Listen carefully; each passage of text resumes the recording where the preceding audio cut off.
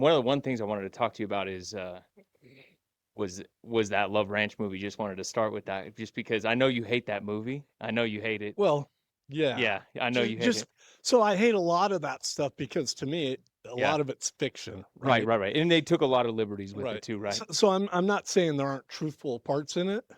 Yeah, Just from our point of view, there's a lot of things that we're like, well, that didn't happen. yeah, It yeah, yeah, wasn't like that. yeah. So if you ask Google, there's a character in it who's the bouncer, the security guard. He's like a welder. He's like a guy that works around the Mhm. thing, and they say that it's you, and Yeah. they say it's you, and they say because and he, I got to show you a picture when we're done because they even made him look like you. Yeah. You know what I mean? He's a So famous actor too. It's funny, but so the only part about that I didn't do at the brothels is probably welding. is welding. Yeah, yeah, Yeah. yeah, yeah. So and we did have people that would do welding, but I wasn't the guy who did the welding. Gotcha, Right. gotcha. So you start where? How old were you when you started working there, running around? Oh man, I think the first time I really started working out there, You're good. Just keep I going. was probably 30, 30 years right? old. Yeah. Yeah, yeah. So one of my favorite stories you've ever told was starting the Renegades here. Yeah. You know what I Yeah. mean? And I kind of wanted to start here because there's just a lot I want to talk to you about, and there's a lot of things that you probably don't know, but that's just you have impacted the culture here in Northern Nevada in a way that I don't think I can quite articulate. But I mean, there's a picture of you hanging up in our clubhouse with the founder of our club and Jimmy. You know what I mean? It's Yeah. just like Yeah. there's so much to be said about the direction Northern Nevada went, and I think a lot of it happens 27 years ago, man. You know? So technically it'd be 30 years ago. Right. So it'd be around. So what basically happens? I'm in federal prison, and when I went to prison, I had nothing to do with motorcycles, right? Or motorcycle clubs, I should say, because I rode motorcycles, but I had nothing to do with motorcycle clubs. And when I went to prison, I actually the first time I met a Hell's Angel in life, and I'm not saying because I did meet Hell's Angels when I was younger, I saw them. I just never like walked up and hey, I'm Troy, whatever. But the first time I met one was in prison, and I was really impressed. The number one thing that impressed me about him is here you have this prison with thousands of inmates, and you have these 4 or 5 bikers, and one's a Hell's Angel, and everyone in that whole prison respected him. It was like when that dude walked, he didn't need a club, he didn't need 100 guys, he didn't need 20 guys. By himself, he had all the respect there was, and I appreciated that. Yeah. That was the thing that kind of caught my eye. But what happened? I was there, and my brother-in-law David Burgess and my brother Sean Regas uh, happened to be kind of hanging around with the Oakland charter, the Hell's Angels, and Sean was hanging out with him before you were. both of them were Got it. because I was in prison, Got it. Got it. right? Yeah. Even though we did everything together, I went away for a couple of years, and in that couple of years, probably about a year, they were just kind of hanging out, talking, and I think they actually go to Oakland and they're hanging out, and um, Oakland brings them in the room and says, "What are you guys doing?" And they say, "Well, we want to be Hell's Angels," and and I knew this because when I'd talk to Sean, he would tell me on the phone, and he'd go, "As soon as you get out, you're going to be with us, and we're going to make this thing happen."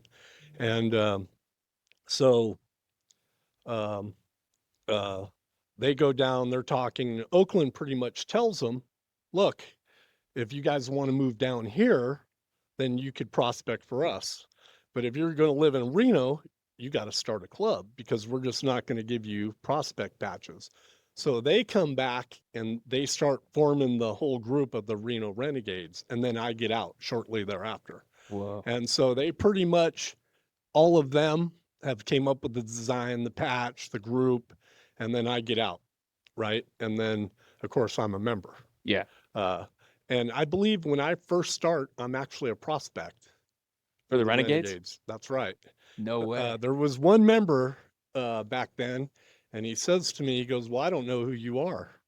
And he says it in a meeting, and I was like, "Well, that's your fault. Like, you Yeah. don't know me, that's your fault, right?" Yeah. Because I kind of have a name around this town. Yeah. And Because there was only really two clubs around here, right? No, no. When we first started, there was about 12, Oh, okay. but shortly thereafter, there was about 4 or 5. Okay. Okay. But I'll get into that. Well, So, but let's go back. So, what happens is this guy named Stick who told me that he didn't know me. Well, that night, because I didn't really know the rules yet because I'd been in prison, but I kind of knew street rules. So I told Sean, I go, which was my brother, I go, hey, this guy needs to get to meet me. So I'm going to go to his house and he's going to learn who I am. fuck. And by that, I meant I was knocking on his door and he was walking outside and we were going to hook it up. So I went over to his house, knocked on his door and told him to come outside. You need to get to meet me. And he Yeah. goes, oh no, I know who you are. I'll vote you in tomorrow. Yeah. And I got voted in the next day. Fuck. So it kind of, because he was the only no vote, everyone else knew me. And so at that point, I was a member. And then I was the first thing, as soon as I got in, they made me the treasurer, Yeah. right?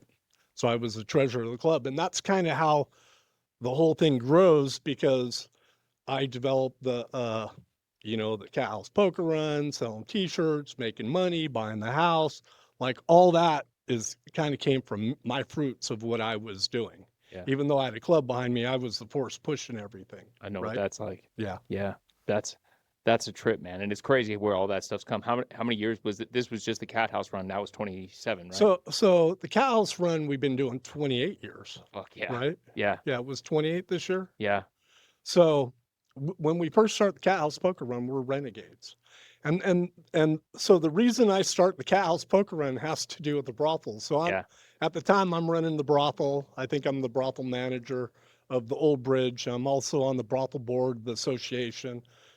So I would travel and go to all the brothel meetings. But basically, what happens is back then you could not advertise for a brothel whatsoever.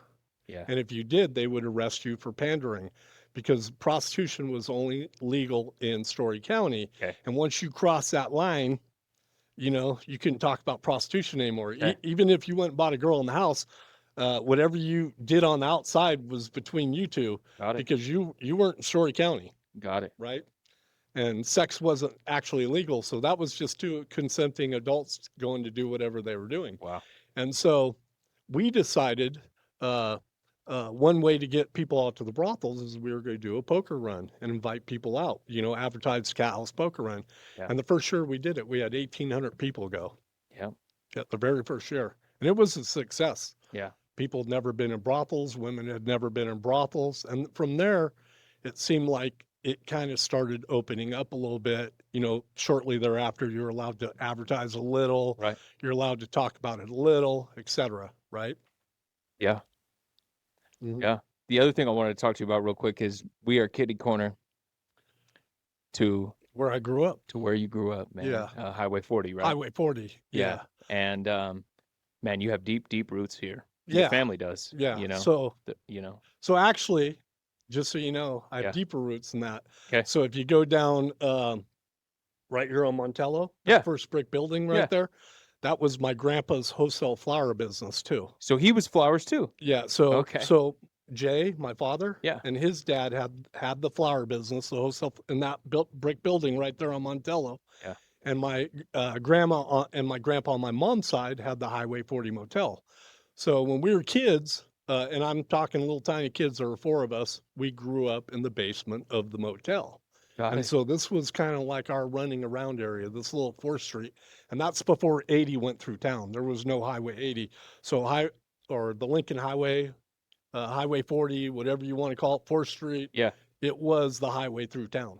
Got it. So that's how you got there to get through the mountains to keep going. Yeah, What a trip. if you wanted to go from east to west, you had to go on the Highway 40, It was 40 the then. Lincoln Highway. Got it. Lincoln Highway, however Yeah. they want to call it. No, Highway 40 is cool. And Yeah. now that sign is cool because I get to see it all the time down there Right. at the J Resort. Yeah, and that's why he called his motel the Highway 40. Yeah.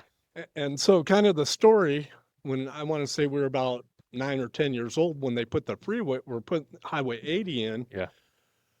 My grandpa Swanson, and my grandma Swanson, who we loved them. They had a pool there before they covered it in. We swam right there on the highway when we were kids. There was a little fence, and we'd sit on the fence. The cars would drive by. But that uh, when we grew up right there, my grandpa said to us, or when they were putting the freeway through, he goes, "I'm going to sell my motel."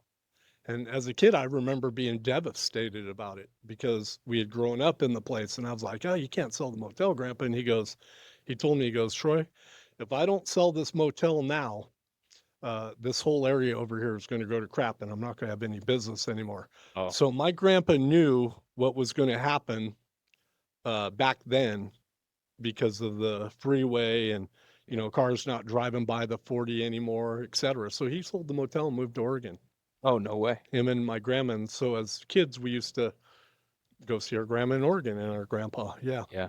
He hit it on the head because look at it now, Look you at it know? now, right? Fuck, it's rough. Yeah. We're out here knocking heads every other day. It's Yeah, crazy. I'm sure. And Like, and then they moved it, and now they just keep building it. And it's like yeah. this doesn't get any better, Yeah. And the city doesn't seem to handle it right. Right. Right.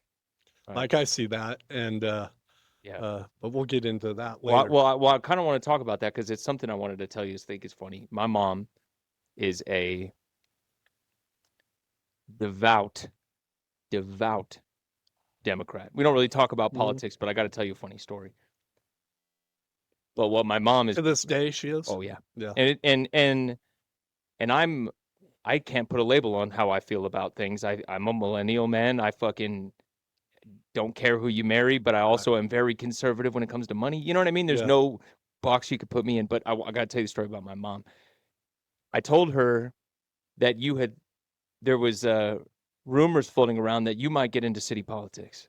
I'm 95% there right now Okay, as I so sit here my mom is running a for a county commission, yeah, seat 3. yeah. So I told my mom about this, and I've also told my mom a lot of the wisdom, because when I first Right. got in the club scene, She'd vote for a Republican. yeah, yeah, yeah. So I got to tell you, so when I first got into the club scene, of course, my mom's she's a good mom. She just Yeah. thinks I'm out here fucking Yeah. Sons of Anarchy, and you know what I Ah, mean. And and I would come home gradually, and I'd tell her, what you heard about the Nugget didn't go down like that. right. It went down like this. Right.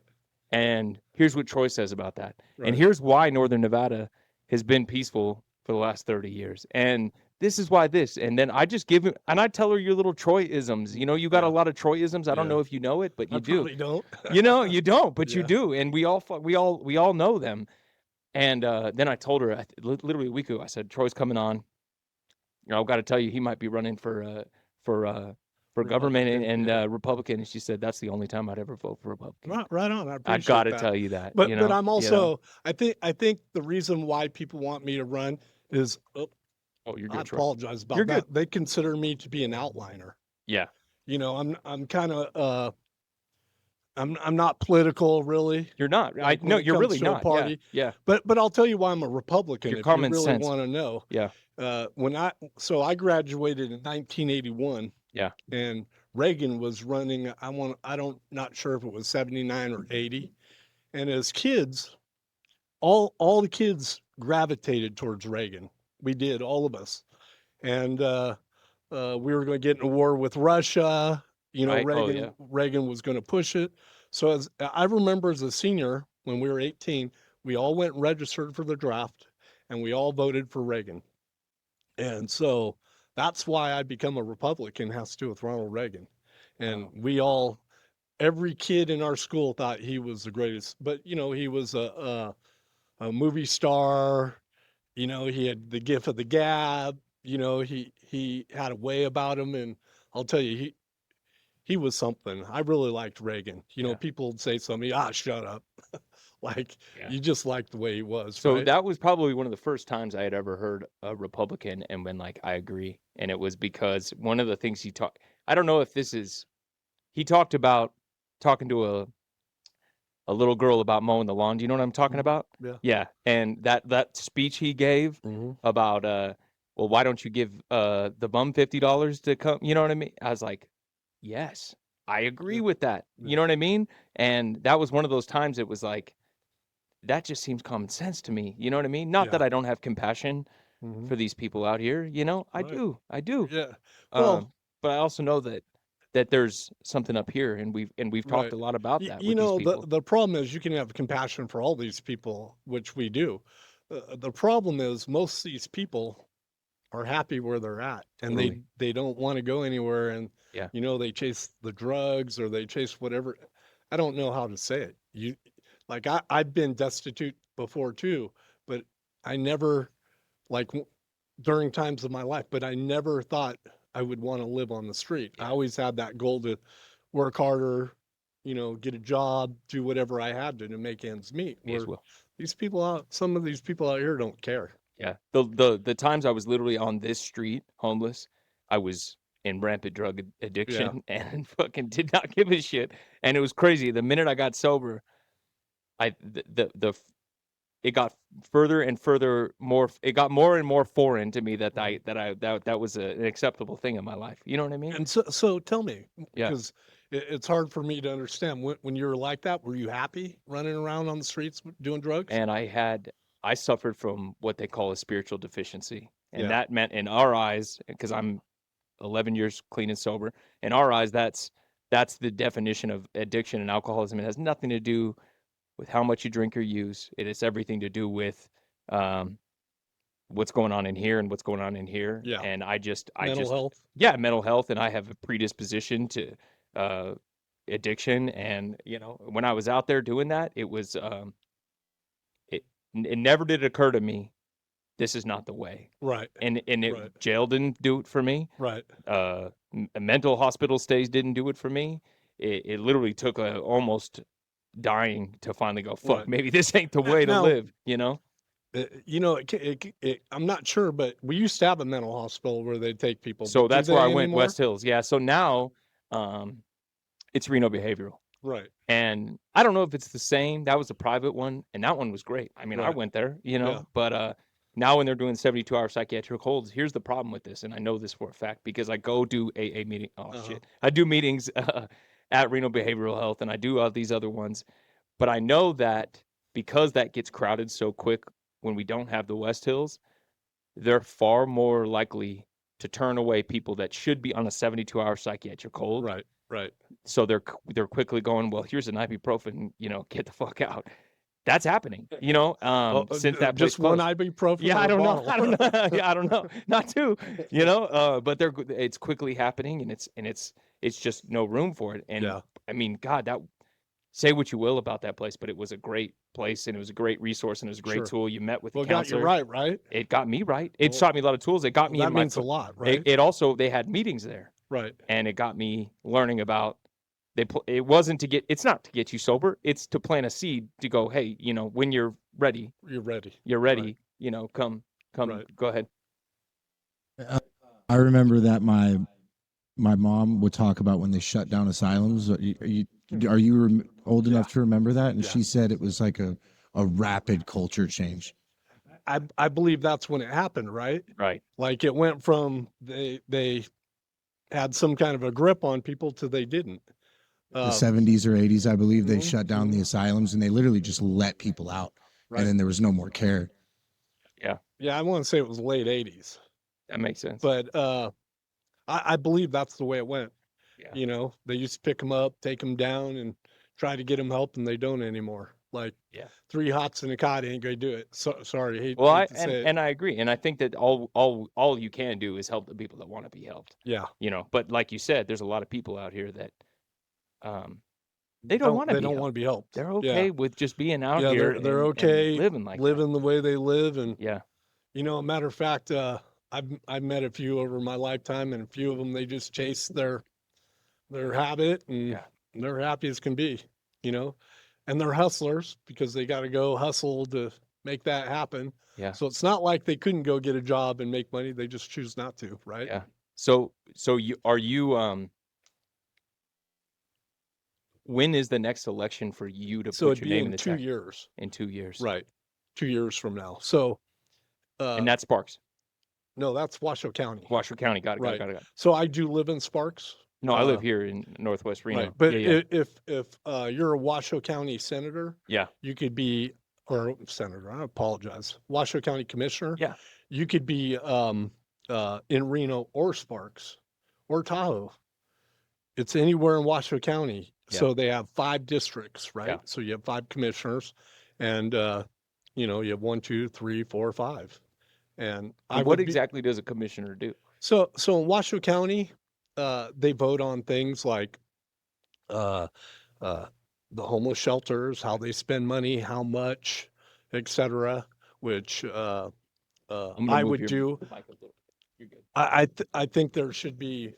My only issue is I think there should be more audits of all the money they're going out. But Yeah, like right there. it's all county politics. Yeah. So anything to do with county taxes, county rolls, Yeah. it's everything like that, right? Yeah. Fire departments. Yeah. Um, I don't think there's much of making laws. I think that's more, you know, other parts of it, Yeah. but it's voting on everything county. And so schools, you know, et cetera, what their budgets are, Yeah. how much people's housing or taxes are going to be on their housing to pay for everything, et cetera, et cetera. Yeah. And unfortunately, I believe the way the board is going right now, everyone's going to be in a problem with their property taxes because they just spend like drunk sailors, right? Yeah. Like, I mean, I would go to the meetings and I would stand up because they're spending $1 million on rocks. You ever heard of the moon rocks? The rocks. Yeah. Yeah. That's right. So I went in and argued about it, and I Yeah. go, hey, my argument was, look, I talked to one of my friends that was a excavation person. He had an excavation company, you know, bulldozers, loaders, et cetera. And I asked him, I go, how much would it cost us to put those rocks up there and paint them? And he goes, Troy, if you could get them to give us 75, I'll give you 25 and I'll keep 25 and it would cost us 25. So he basically, what they were going to pay $1 million, and that was only for the moving of them, or to get them. By the time that was done, they were going to pay about $3 million to Whoa. move those rocks here. So I went in the meeting and said, well, if you guys want rocks out there, me and my friend will do it for 75. By the way, we'll make 50 on it. Yeah. And they, Troy, you're funny. No, I'm telling you the dead truth. serious, I'm yeah. dead serious. Yeah. That's what he told me it cost. And, Yeah. but hey, you guys, and they all voted to pass it, all but 2 of them. Whoa. So 3 of them, Yeah. right? And so those are the 3, to me that, you know, they just, as much as they could spend, they'll spend it. Anyone walks in, okay, how much do you need? So was there a particular pain point that was like, fuck, this is enough. I'd like to throw my hat in the ring. So Besides the rocks. right. So what made me want to throw the hat in the ring Yeah. was the toy run.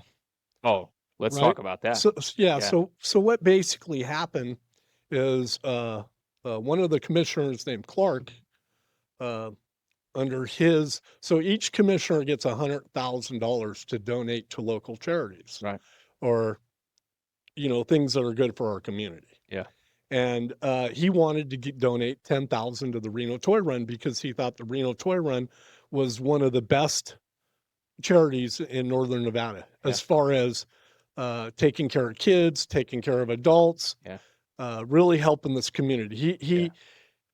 He thought it was on the top of the list. Well, when we Yeah. went there, what happened, the first meeting, is there was a Branded Few member there.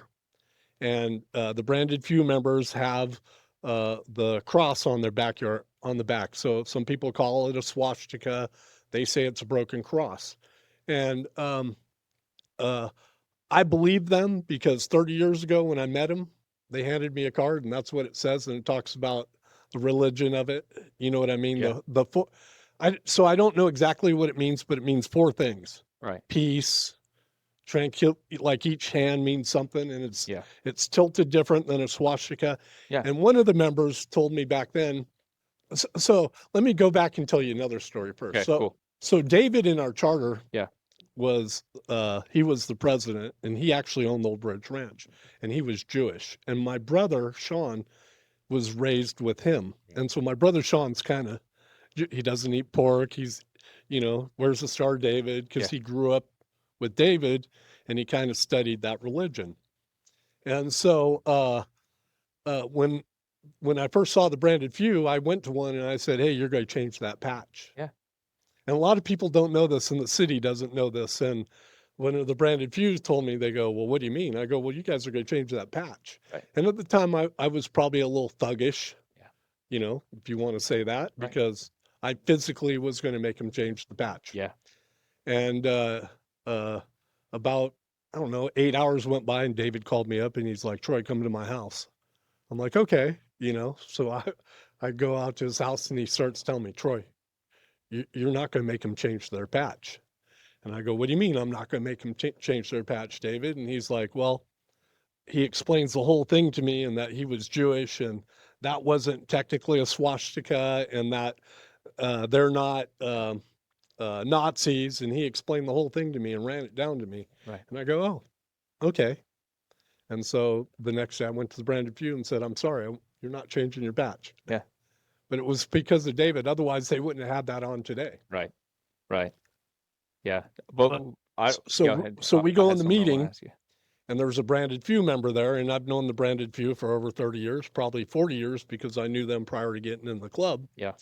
And Righteous Ones, yeah, Branded Few. We're well, like they're the oldest, right? yeah, they're the oldest today, but Right. there were about 10 others. Got it. About 8 of them, I had all their patches within 6 months, and they weren't clubs anymore. Yeah. Like it kind of changed a little bit. Like I said, I was a little thuggish, and I was going around, and I thought the biker world was a little different than Yeah. what it really is, and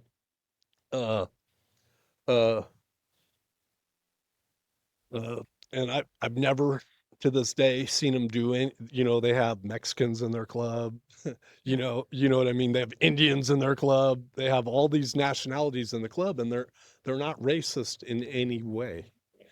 And so he was in there. They took a picture of his patch and they called us Nazis. Yeah. And that was it for me. And so that was another time I want to tell you, my mom rampantly defended you. Yeah. And so my mom, again, she works for the Washoe County School District. And that's the rumor mill, right? As soon as you see the guy with that and it's contempt prior to investigation, yeah, right? They're It's all the Nazis. definition. We They're see all this, Nazis. therefore they're Nazis. And so I have a black little boy, my Cash, my oldest son, and I've met him. Right. And I bring him to your clubhouse often. Yeah. And I bring him to parties often. And I've got a black little sister, which I would totally like. It's like every rumor that anybody thinks is absolutely just contempt prior to investigation. My son hangs out with your boy. You know what I mean? They played basketball the last time they were there. It's just not real. And so my mom was one of the first ones to be like, that's bullshit. And I know it's not. I know it's not. It was bullshit. And it was 2 commissioners in particular. Yeah. Kind of a third. But it was Mary Lou Garcia, who would be in my district. And then it was Alexis Hill. And Alexis Hill, man, she was bent on it. And so, you know, from that point on, it became a fight or an argument with me, because the one thing about it is if you're going to disparage us or call us names or something, well, hey, we're going to fight you. And I don't mean fight like physically, but I mean, we're going to fight until this is solved. Yeah. In other words, we're going to have a quorum. We're going to, whatever the argument is, we're going to do it. And in this case, it was a quorum in Washoe County. And so we would go to the Washoe County, what do you call it, the meetings, and we would argue about it. And so I went in every week for weeks, and I explained to him exactly what it was and what it wasn't. I even had one of the branded few, and they did it on their own. He's called Indian. I don't know if you've ever met him. He's in a wheelchair. Yes. And he's been in that club, I want to say, for 40 years. And he talked about how they got that design. He talked about how his mother was Indian and actually had it in baskets, and they weaved it. And a matter of fact, those baskets are in Carson City in the museum. Yeah. With the swastikas on them. Yeah. But they're not swastikas. They're bent crosses. Right. And it was actually part of religion before Hitler even was around. Yeah. So Hitler hijacks it and changes it a little bit. He moves it or something. Yeah. I'm not quite sure. The rest were tilted. Like I don't know exactly, but what does he do? He turns it the opposite way and makes it straight or something. Okay. Yeah. And when they handed you the cards, like I said, it had 4 things. Each arm of that cross, and they call it a broken cross, is like love, life, whatever it was, it meant something. And so he went and explained that, and they still said they were Nazis. And I was Wow. like, wow, Yeah. like this man's an Indian. His parents grew up here. They were Indians. They're original Yeah. people from this world Yeah. where we live, Yeah. and they're Nazis. Well, and one of the other things is your club basically brought every part of culture that we kind of live by now, and it kind of, a lot of people From that World War II. from World War II, Mhm. and like even the lightning bolts, the SS bolts, Yeah. right? And so I've told this story, and you can correct me if I'm wrong on this, but a lot of the original Hells Angel members were soldiers that came back from World War II that collected these pins off of Well, Gestapos they and killed wore them. them, right? And They killed them killed them. in And- opposition, quite obviously. Right. You know what I mean? Yeah. And Well, put them on their vest. So if you this is the way it was explained to me, because the first time I had really seen a real Nazi flag, I Right. was at a member's house in California, and this was like 30 years ago, and he had like do they have Rugers? Yeah, Ruger. Yeah, Rugers, knives. PP. Yeah. Walther PP. And yeah. he had a wall of stuff that he had got in the war, and I was like, when I first saw it, I was like, wow, why do you have this? You Right. know, and even not knowing much about it, I was kind of shocked. Right. And he was like, see that flag right there? He goes, he said, I climbed a pole in the middle of the war, and I took that flag from our enemy. And he goes, and that's a trophy. You see that gun right there? I killed the soldier who had that gun. See that knife right there? I got in a knife fight with him, and I killed him and took his knife. Wow. See those SS bolts? I killed that SS bolts. And they were so proud. They were more proud of anything else that they killed the SS. That was the number one thing. So it was one thing that they killed the Germans, but it was a whole nother thing they bragged about Killed the killing Gestapo. the actually SS, because those were the elite troops, whatever you want to call it. So, and he had a whole thing of it. He had the guns, he had everything. He goes, I brought it all back from World War. And to tell you the truth, I think a lot of it's worth a shitload of money. Probably, yeah. Like, I think that gun he could probably sell for $5,000-$10,000 or something like that. It's crazy, right? So, and that was the first time I saw it. Right. And and also the clubs wore them for shock value. Right. So they come back from the World War, they were motorcycle clubs, and so they would actually put them on their patches, right? And or they would put a Nazi symbol and this an SS symbol, but the reason they had them is because they killed Nazis, Right. And An absolute opposition. yeah, it was trophy, Right, and then right. it was shock value to people around. Right. So And those so many people don't know that. No, You know? no, And that's like, and yeah. that's where the motorcycle clubs come from. They Right. come from that World War era, Right. and they were all fighting in the World War. And our club in particular, they were, and the way they come up with our death head has to do with aviation. You know, the wings were because they flew. Okay. The skull was because they were flying into death. Yeah. And they had the aviator cap with the horns. Yeah. It all has to do with flying an airplane. Wow. And so when they came back being the Hells Angels fighter group, that was, of course, the design's matured since then, or it's changed over the years. Right. Because when they first did it, it was kind of just someone drew it up and it was kind of, not perfect. But then they, over years they refined it. But that's where it actually comes from. So when everyone's like, you have a death head, yeah, Yeah. yeah. Yeah. These guys actually Yeah. flew into war. Yeah. The chances of survival were, I believe, less than 50% when Right. they went into war. I don't know what it Yeah. was, but the chances were they didn't come back. And these guys did it all the time. And when Yeah. they came back, they rebelled. Yeah. They went from being in a war to being in calm. And so they started riding motorcycles and, kind of a shock value, right? Yeah. And they were tough. Yeah. They were tough dudes. So. Yeah. This is Jacob, the host of the 4th Street Live podcast, and my new book, The Rail Runner, inspired by my life on the railroad and being a railroad contractor, is now for sale on Amazon and Barnes & Noble. Please go check out my new story if you're looking to escape reality for a few hours. It's a great read. Support a local Reno author. Thanks so much. I don't know about you guys, but if you have ever been down on your motorcycle, gotten hit, somebody had no insurance, anything like that, you feel like there's nobody around to help you out, but Law Tigers Motorcycle Attorneys is the way to go. You need to get these guys. Just save them in your phone if you have to. Law Tigers is there to help bikers. It's bikers for bikers. These guys ride motorcycles, and they will take care of you. They're personally handling claims and will be the biggest advocate for anybody on two wheels. Check out Law Tigers Motorcycle Attorneys and a sponsor of 4th Street Live. Thanks so much. There's only one place in town I take my Harley-Davidson motorcycle to, and that is Slab Sides Motorcycle Shop on Glendale Avenue in Reno. If you're looking for a tune-up, customizing your motorcycle, bars, exhaust, they've got everything you need and one of the best hourly rates in town for any of your motorcycle repair stuff. Go check out Slab Sides Motorcycle Shop. So that would have put you at early 90s when the Renegades started.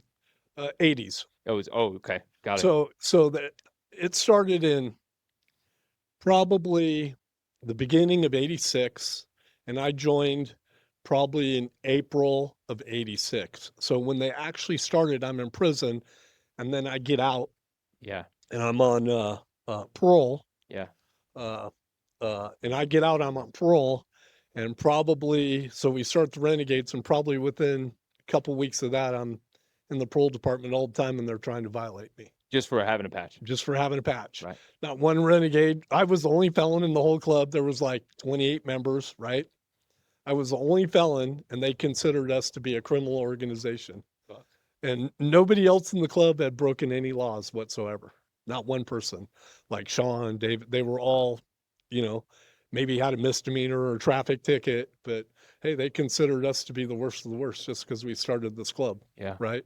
And so that kind of grew our notoriety too around here, because not only were we fighting with the cops, but we were establishing what the motorcycle world was going to be like from that point forward in Northern Nevada. Yeah. Right.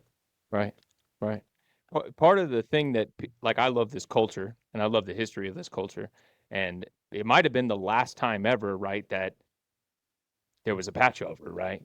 And you guys became Hell's Angels. Yeah. And how did that just Oakland gave you the go ahead once you guys kind of proved your... No, so when David and Sean went there with other members that were renegades, they told them they had to come here and start a club if they weren't going to move to Oakland, because to become an Oakland Hell's Angel, they had to live in that county. What is it? Alameda? Yeah. Right? So they had to live in that county, and they weren't going to move to be in the club. So what they did is they came here and they started the Renegades. That was just something they came up with. And maybe back then there was something that was called the Renegades, a hockey team or something. I don't know. Okay, cool. But it was something like that, right? And they come up with the patch and they call it the Renegades. And so we would go to Oakland and all the charters in California and everywhere. And we made it known that we wanted to become members. So at that point, you're on the bottom of the shoe, right? So when you go to places, they like you, but you pretty much have to clean the toilets and take out the garbage and watch the motorcycles. You know how it is. You had to do all those things, which I enjoyed personally. I kind of like. That was actually some of the best times I had. It was. I had a blast doing that. Even though you were on the front, the party was here, and you were all on the outside of the party, and you weren't welcome in. I got to see a lot of parking lots. Yeah, we had a blast, and yeah. people would walk by, we'd introduce ourselves, but we went around and introduced ourselves. So because we were a new state, we had to basically prospect for the whole United States. So we were traveling around, introducing ourselves to everybody in the United States, every Hell's Angel, right? Every charter. And eventually, year and a half down the road, 2 years, whatever it was, they made us a prospect charter. So we actually burned our patches, all of us. We went in the back of the clubhouse, we started a bonfire, and we threw our patches in. Where was that at? At the clubhouse. Here? Yeah. Oh, wow. So you probably don't know this either. So where we're at right now, that wasn't our first clubhouse. I didn't know that. So our first clubhouse was actually behind. So that's Sky Terrace, and then behind it's Isle of the Sky, and then it's McCarran. There's a little street behind it that we have all that property behind there. Yeah, all the way to the corner of McCarran. And our house was the house right above that, and that was our clubhouse when we very first started. And Sean lived there, and that was Sally Conforti's house after she died. Wow. And so the house we have now was Joe Conforti's house. So that was our clubhouse, and then this one, and then that one came for sale in a bankruptcy, and I was the treasurer, and I had even though I'd been in prison, I had great credit, I owned property. Um, so, you know, I was the one who bought it, basically. Even though it was the club who bought it, I was the one who went out and bought it. Right. And then when I went out and bought it, I was probably in jail within a month. So the feds violated me for buying a house. What? Yeah. So you got arrested for buying. I got arrested for legally buying a house in a bankruptcy court with a bankruptcy judge stamping the paper and the prosecutor not wanting to sell it to me because I was a felon and in a motorcycle club. What the fuck? And it was kind of a funny hearing. So in a bankruptcy court, a bankruptcy judge approves all the go forward or financials, whatever you want to say it. And basically what he said, I went in and it was a closed bid. So everyone who wanted to buy the house, you put your bid in an envelope and you had to have, you know, your creditors all lined up or however you're going to buy it. In my case, I had a lady named Bev who was my mortgage lady. Yeah. And I had a pre-approved loan. So it was when I put the bid in, I had a pre-approved loan in the thing from her basically saying, yeah, I'll close this in, 60 days. And so I put it in. My bid was 200. I want to say the highest bid against me was 80,000. And the prosecutor wanted to sell it to the 80,000 and not sell it to me because of who I was. And the judge basically, I was in the court. The judge basically stood up and said, well, I'm a bankruptcy judge. And my job is to make sure the creditors get all the money. And this is they're $120,000 more than the next highest bid. That's a lot of money for creditors. He goes, so I'm selling it to Troy. And he sold it to me right then and there. So not only was it approved, and not only did I have my mortgage lady there and the down payment and everything according to, laws of mortgage and buying a house, but I got approved. And let's say that happened, and then 2 months later it was our house because we had to go through that, final approval of the credit part, because even though I had approved loan, you know how those things go. They still ask you for documents or whatever, Yeah. or maybe something comes up. Well, what about this? Right.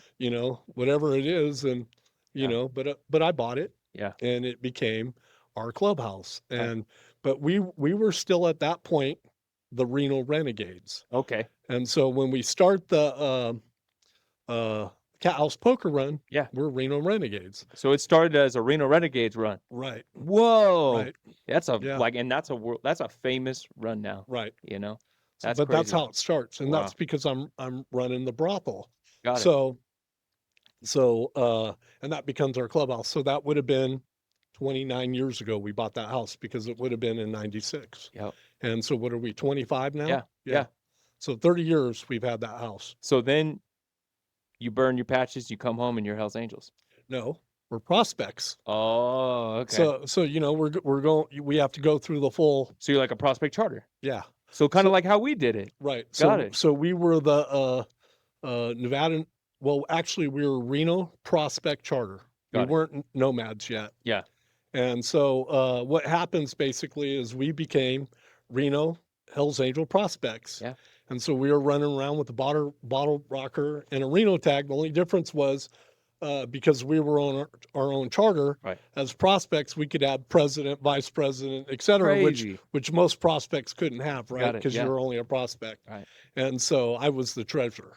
I never knew this. Yeah. That's crazy. That's Yeah. exactly how Little Chris did it. And Yeah. I didn't know where you know what I mean? Yeah. But that's how Well, he did yeah, it with because us. they probably ran kind of after our rules a little bit, I right? think they did. I think it was all those guys in Right. California and here, and they Yeah. were like, well, if you're going to start a Yeah, charter, you then gotta they do it have the to be a same way. prospect charter. Right. So it was Chris and 7 prospects running Right. around with them. Right. You know what I and, mean? and so on top of it, though, we had to go through the club part, because if you want to join the Hells Angels and you're from another state, you actually had to be a charter Right. for so many years before they would consider you to be a club. Wow. You couldn't just put on a patch and go, hey, we're such and such club, make Yeah. you prospects. You had to earn it. Yeah. So, we ran around with that patch, I want to say for 2 years. Right. I believe it was 2 years. Yeah. Yeah. And then we prospected for another year and a half. And I want to say we hung out for about a year and a half before, like it took about 5 years Wow. from start to end. Right. From Renegades to From the intention Yes. in going down there Yeah. to forming a club, Yeah. to becoming a prospect charter, and then to becoming Hells Angels. So Wow. we became Hells Angels in November 14th of 97, or no, 97, 98. I think it was 98, because we would be member 17 years now. Yeah. Right. Wow, Troy. Mhm. So was the COC already a thing? 27 years. 27 sorry. years. Yeah, yeah, yeah. I know what I you don't were want to saying. cut it short. Yeah, yeah, yeah. So the COC, we started forming that when we were Renegades. Wow. And so the first guy I told you about, Stick, Yeah. the one that kind of had an incident with me, he kind of was at first going to be the chairman because I was busy doing a lot. Yeah. And we went to some meetings, and after a while I was like, okay, you're not the chairman anymore. You guys, because he would just get up and ramble for like an hour, and Yeah. I'd be like, what are you even talking about, Yeah, dude? yeah. Like, Yeah. maybe he smoked too much pot. I don't know what it drank too much. I don't know, but he just would talk about him. Oh, and he'd just go on. And I Yeah. was like, well, this isn't what a COC is supposed to be. Yeah. And so, to me, the COC was about all the biker clubs coming together and being part of the community. Yeah. And kind of being a good thing in this community. And that's kind of, when I jumped in, that's what we make it. Right. Right. And that's what it is. That's what it is. It really is that. It really is that. And to tell you the truth, it probably keeps a lot of the violence away. It does. Right. And what a profound thing, because coming up, it was like, it fucking turns you into a man a little bit. It Yeah. teaches you a lot, Yeah. because I didn't know what to expect. I know I wanted to ride motorcycles with my friends. Yeah. Grew up here in Northwest Reno. You know what I mean? I know a lot of people, and I just wanted to ride motorcycles with my friends, and I wanted to have something I was missing. I think that's inherently what people join motorcycle clubs Brotherhood. for, is a fellowship, man. Yeah. It's like you're missing something. And definitely you have to be a man. Yeah, you got to be a fucking man. You can't be a punk, because if you're a punk, you're not going to be in the club. Yeah, and you're not going to last. And that was it. And it was like, it dispelled everything. It was like, Right. man, if you got a fucking problem with that guy, let's go in the backyard and fucking handle it, and then it's Handle it. over, and shut the Right. fuck up. Right. God damn.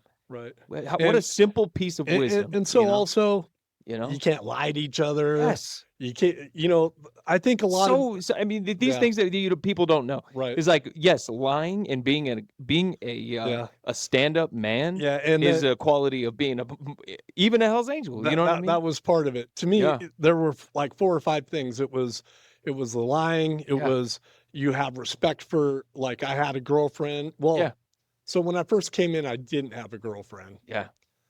Sarah kind of comes along. I think that we start dating when I'm a renegade, but probably really going out when I'm a prospect. She had a boyfriend. I had other girls. I was playing the field. Yeah. And they were sending me to jail all the time. Yeah. Like, I was going back to jail. I went to jail for buying the clubhouse. I was violated for that, even though I didn't do anything wrong. I went to jail for a Christmas card. What? Talk. It's What? true. Yeah. So I was given 3 months. So what happened? Yeah. And they were all kangaroo court. So I was under what they call the old law, Okay. federal law. Okay. So it's pre-98 guidelines. So all my crimes happened.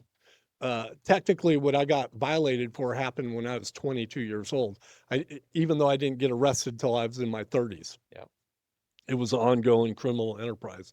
But I mean, not what I get violated for. I got violated for 127 overt acts in a RICO account. But what I got convicted of was a conspiracy to sell cocaine when I was 23 years old. Wow. They from the time I'm a kid until today, they have no other crime that they've ever I've ever been convicted of, or I've been charged with things, but I've never been convicted of that they said I did other than that. Right. Because I was convicted by jury. Right. 11-month trial. But so when I get out, I'm first violated for the house and a picture of David. So David was my brother-in-law, and it's kind of a funny story. And it's actually the very first cat house poker run we do. Okay. And at the time, there was a Easy Rider had a motorcycle shop on Kitsky Lane. Okay. I don't know if you remember that, or I don't. they were only there for about 5-10 years, I forget, and it was called Easy Rider. And Like off the magazine, Easy Yeah. Rider. No shit. yeah, and we started our poker run at that Easy Rider on Kitski Lane. Badass. And so we had our booth there, and they take a picture of me and David. Yeah. The FBI does. Yep. And it's kind of funny because I have this hearing, and because I was under the old law, I didn't go in front of a judge. You went in front of what they call a magistrate, and Right. the guy would fly out from Chevy Chase, Maryland, because it was a federal thing. And so because of who I was, I didn't even have a hearing in a courtroom. I had a hearing at the jail. Like in Washoe County, they wouldn't transport me out of there. Yeah. Like they considered me to be, which is kind of ridiculous, too violent of a person to transfer to jail. And so what happens is I have a hearing, and they have this, first I get violated for the house, and they give me 7 months. And they said I didn't properly notify them about buying it. Fuck. So the funny part about that is when I got out of federal prison on parole, I didn't have to notify them about my finances because I didn't owe any money. I didn't owe child support. I had no, what do you call it? Like, victim money that I owed, victim impact. Like if you owe money, then they're on you. They're making sure you're paying off your debts to society. Yeah. Well, I didn't owe anything. And I actually owned a warehouse. I had a house. Like I actually had it going on when I went to prison. And the warehouse was worth at the time probably $1 million. My house was worth a little money. And so when they violate me, the lady comes in, and her name was Adelinda Urias Goldstein, and there's another name in there. I forget what it was, and she was this little Jewish lady. And I walk in, and she puts a piece of paper like that. And she goes, fill out this piece of paper. And I look at it. It's a financial agreement. Okay. I push it back and go, no. And she goes, well, I'm giving you an order. And I go, yeah, it's a bad order. Like, there's lawful orders and there's unlawful orders. I go, look, according to my parole condition, I don't have to fill out your piece of paper. Therefore, I'm not.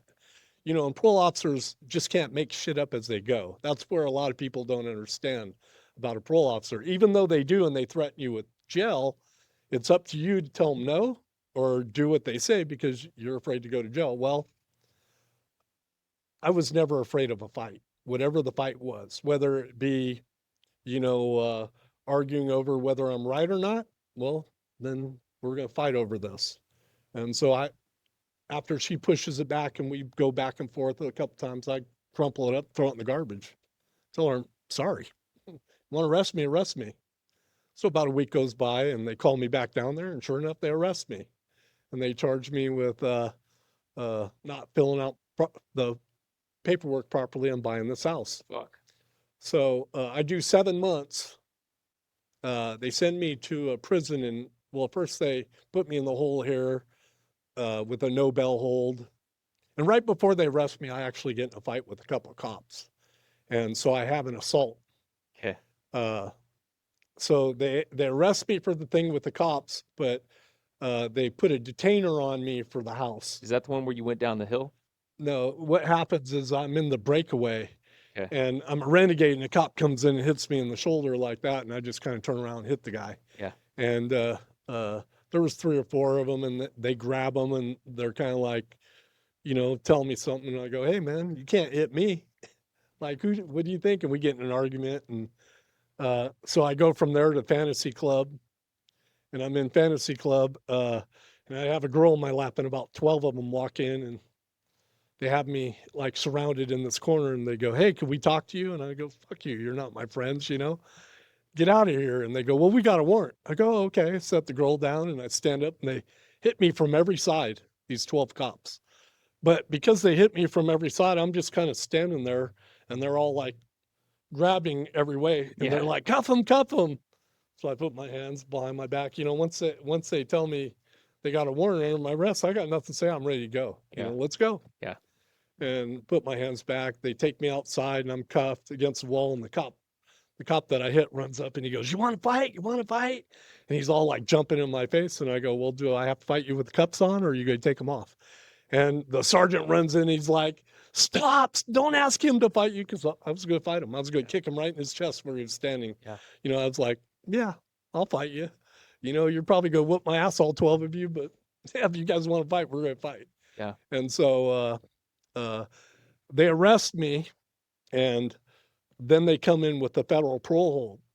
So my attorney is Larry Wishart at the time, and Larry's a really great guy. He was kind of like a father to me because my father at the time would be in trouble or gone, and we didn't always get along, even though everyone thought I was the kingpin for him. He wasn't even a kingpin himself.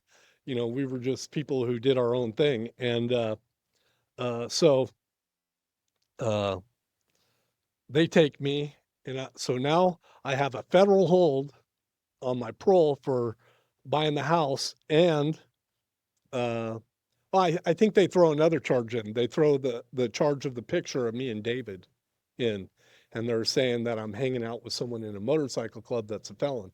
And David's not a felon. Okay. David's never been arrested, I think. Yeah. So is it true they can violate you for being around they can only violate you for being in a motorcycle club? No, right? no. They could Okay. not violate me for being in a motorcycle. I had no condition that said I couldn't be in a motorcycle club. Okay. So when I was sentenced, I had nothing to do with motorcycle clubs, so the judge never considered giving me any kind of conditions that affected a motorcycle club. Yeah. So I had none of that. Yeah. The parole department decided I couldn't.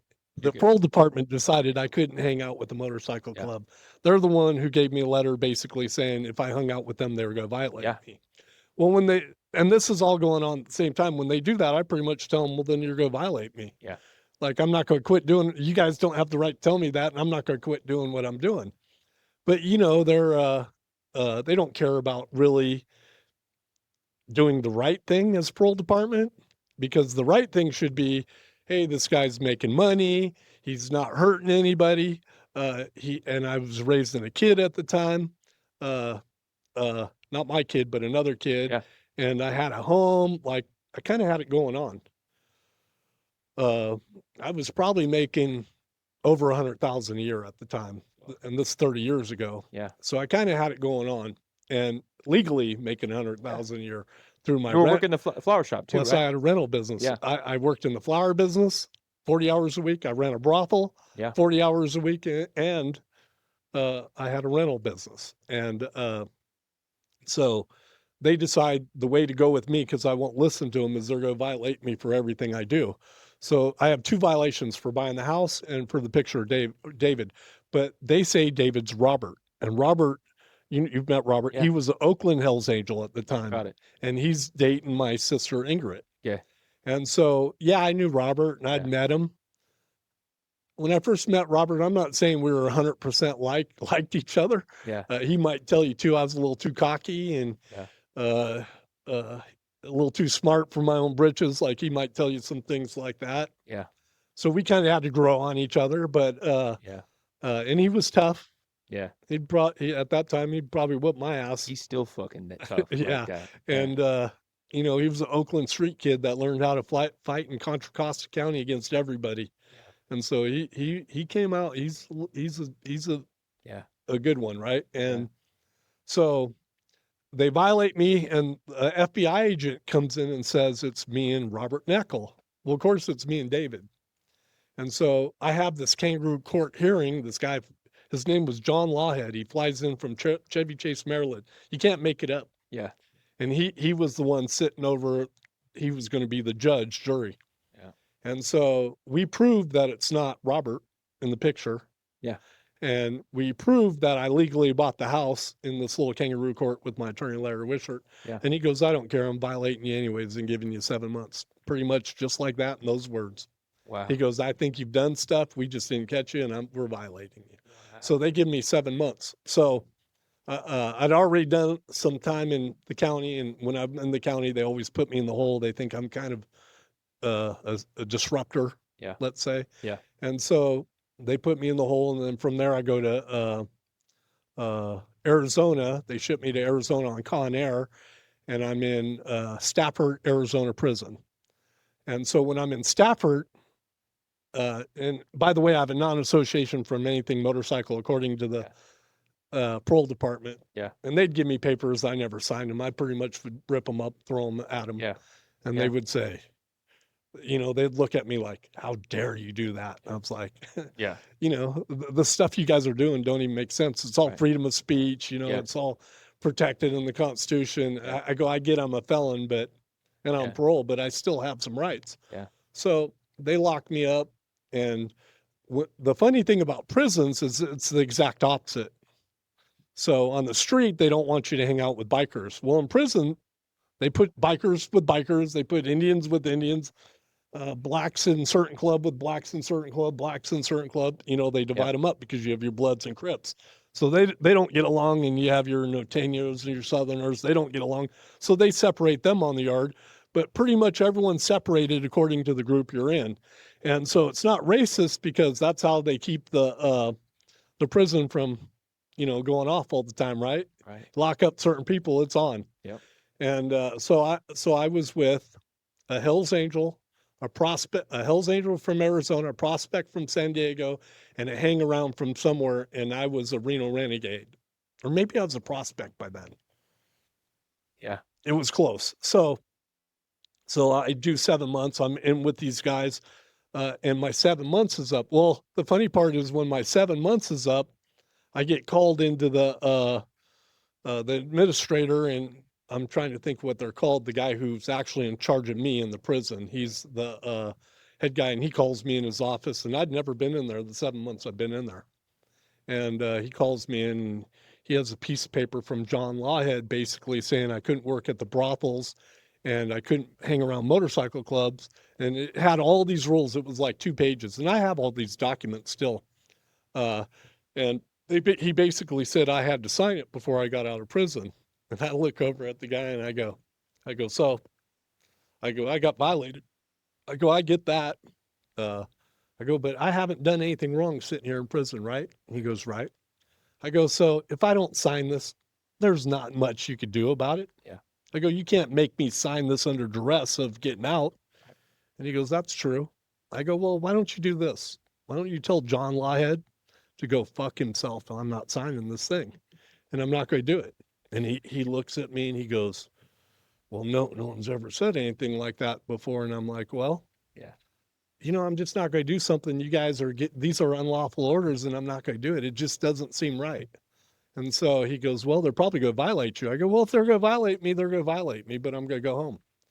And so under the old law, my sentence, I had 5-year prison. I got out, let's say 3 years. So I had 2 years of parole to do on that 5 years. And then from there, I was supposed to do a 5-year special parole.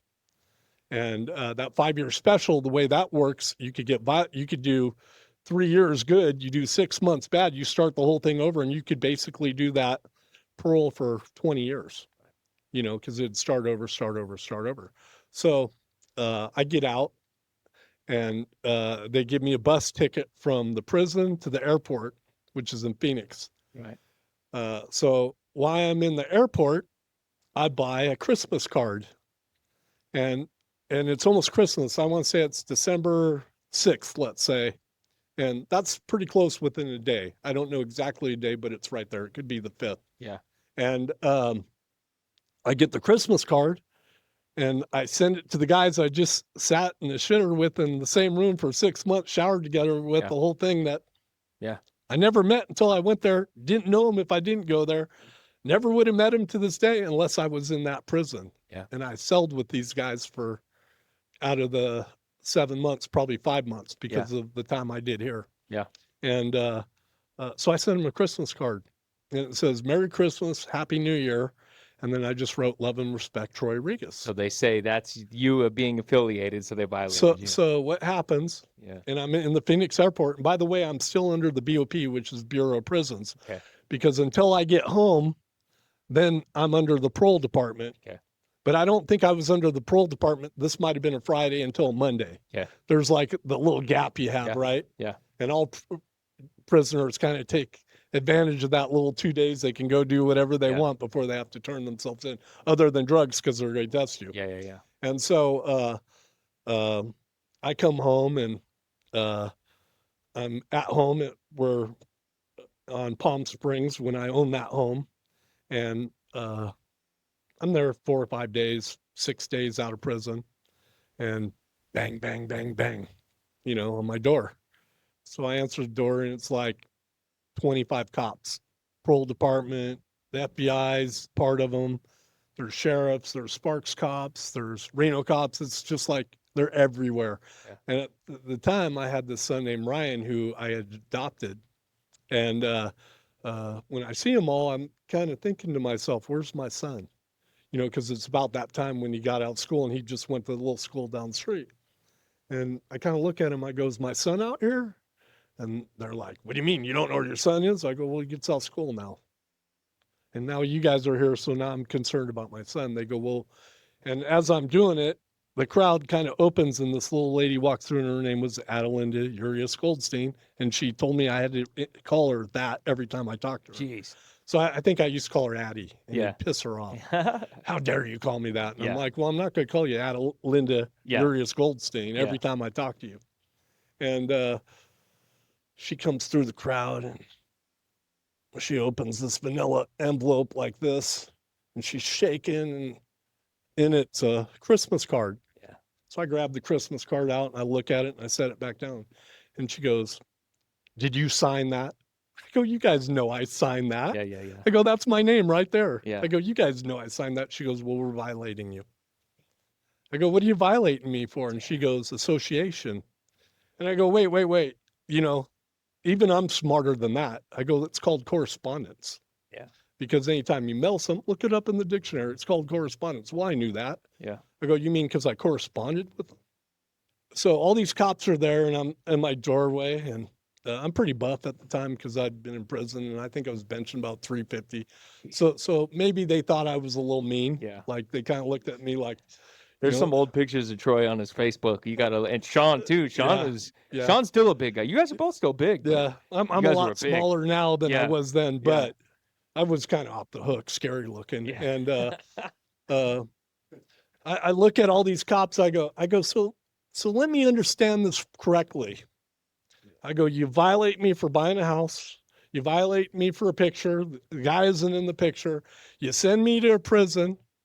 You lock me up in a cell with 6 dudes who are bikers. I live with them, shit with them, shower with them, eat with them for 5 months, lift weights with them. And I get out. I'm under the BOP, Bureau of Prisons, till I get home, which means I'm technically still an inmate, which means technically I was still locked up with them other than I was being released. And I sent them a Christmas card and you're going to violate me? And she goes, yeah. And so they gave me 3 more months right then and there. Wow. Just like that with the kangaroo court. And I was gone just that quick. And so That's at this bullshit. time, I'm kind of starting to date Sarah a little bit, Okay. but she's still dating elsewhere because I'm never home.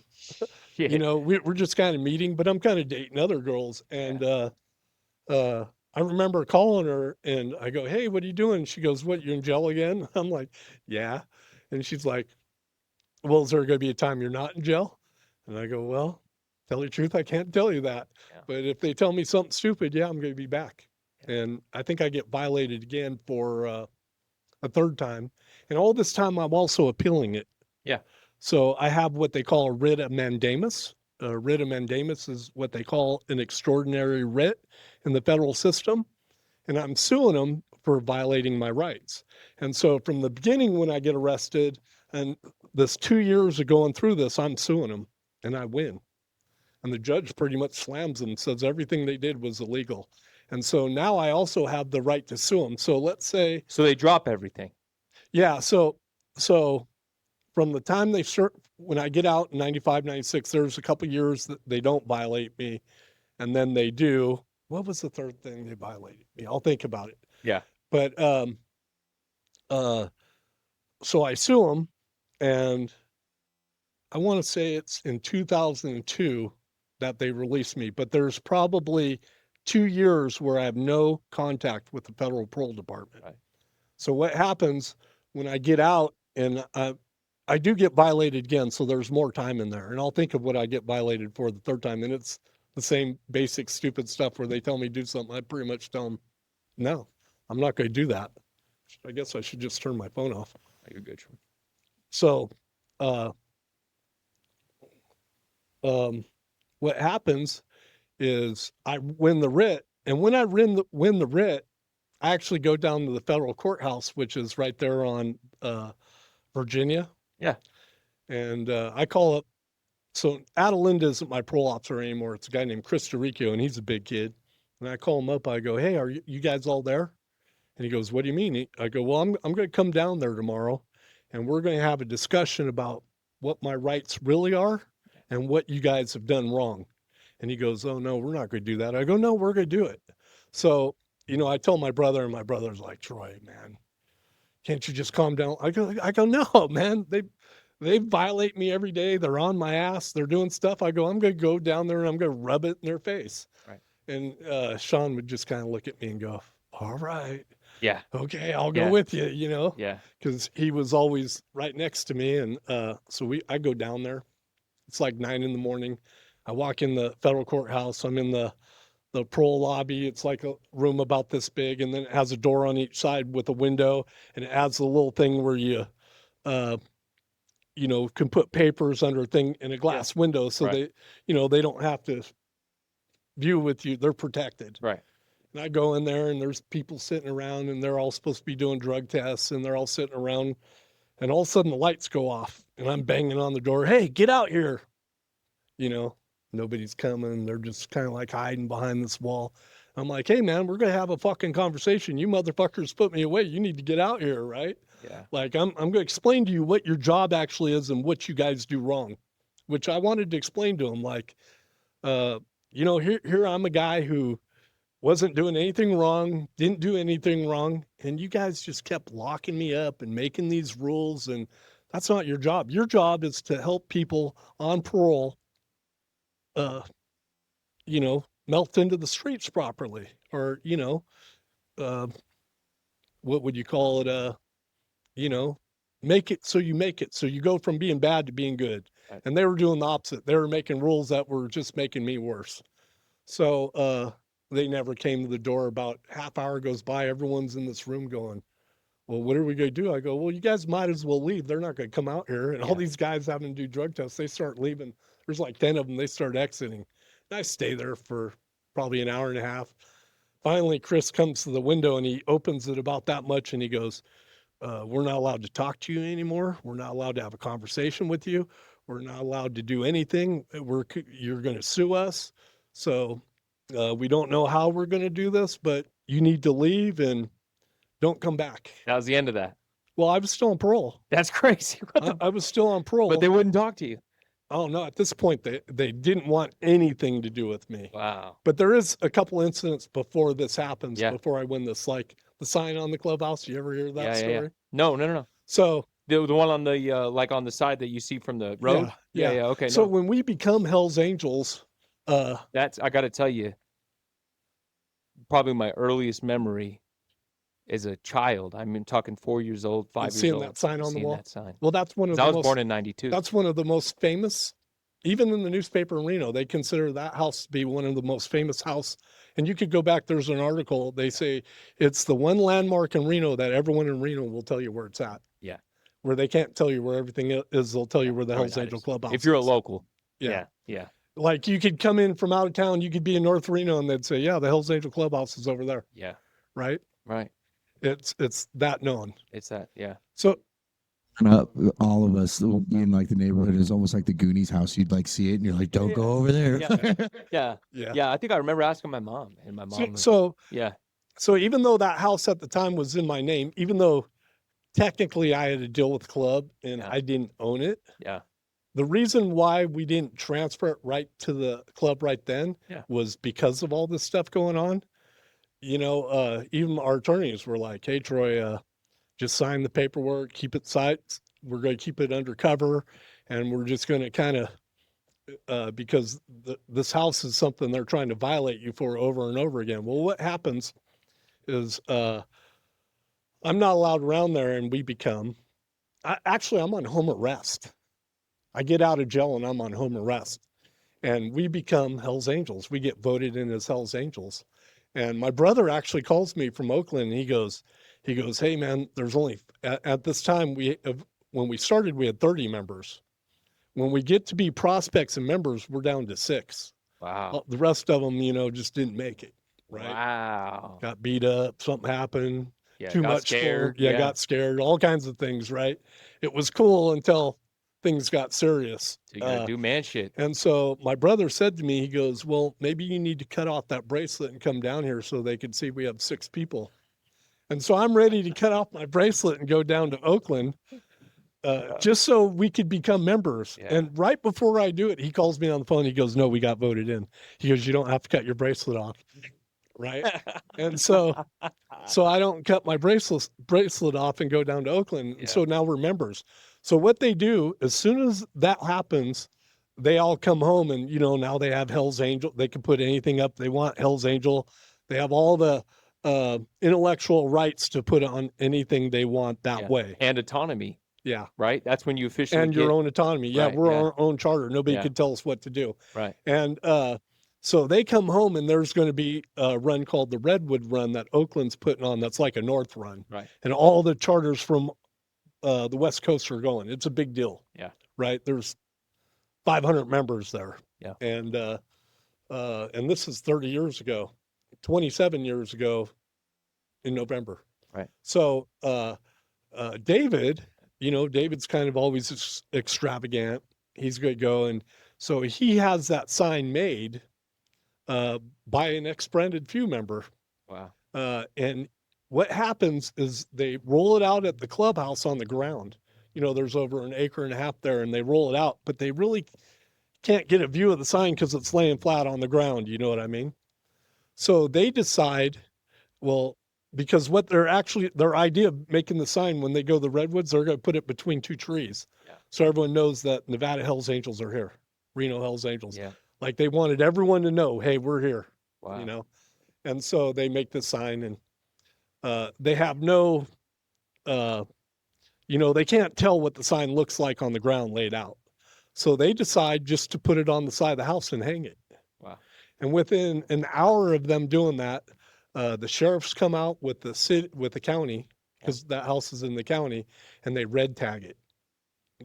Basically saying you can't have that sign on, with a official red tag. Oh, like an illegal sign. Right. God, that's bullshit. Right. Wow. They red tag it. And so David and them, I'm not allowed there. David and them pretty much get this red tag. And at that time, I think their attorney was Arnie Brock, and mine's Larry Wishart. Yeah. And so they call Arnie Brock, and they get a hearing date in Sparks. And within a month, they go to court. And Arnie Brock walks in and he just says, hey, this is First Amendment, period. They don't have no HOA. It's a private property, blah, blah, blah. And the government gets up and they talk, or the county or the city or county gets up and they talk for like 20 minutes, I'm told. And the judge looks over at Arnie. He goes, what do you say? He goes, I've already said it. It's First Amendment. You can't get past that. And the judge goes, yeah, First Amendment. Wow. And he rules the sign goes up. So the red tag goes away. Well, the next day I get a call from the parole department. And this is before I win the parole case. And I'll show you this letter. It's 2 pages. And it basically says that I'm going to take that sign off the building. Yeah. So what happens is I'm supposed to go down the parole department. I get a call to go to the parole department. And when they got these calls, a lot of times, I wouldn't take my wallet. I wouldn't take my phone because I knew I was going to jail whenever they called me down for whatever it was they were going to send me in jail, whether I did something wrong or not.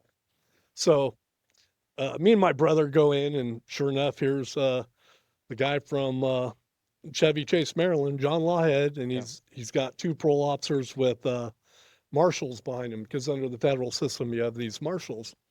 And so I walk in, sit down, and Sean sits next to me, and the guy pretty much tells me how I'm going to go take the sign down. And if I don't do it, let's say this happens on a Wednesday. If I don't do it by Saturday at 12, I'm going to jail. They're going to lock me up again, put me in prison.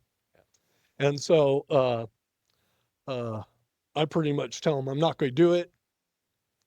And I leave, right? And I'm heading out to the brothel. I'm on my motorcycle. I'm racing out there. And I would put my phone in my helmet like this.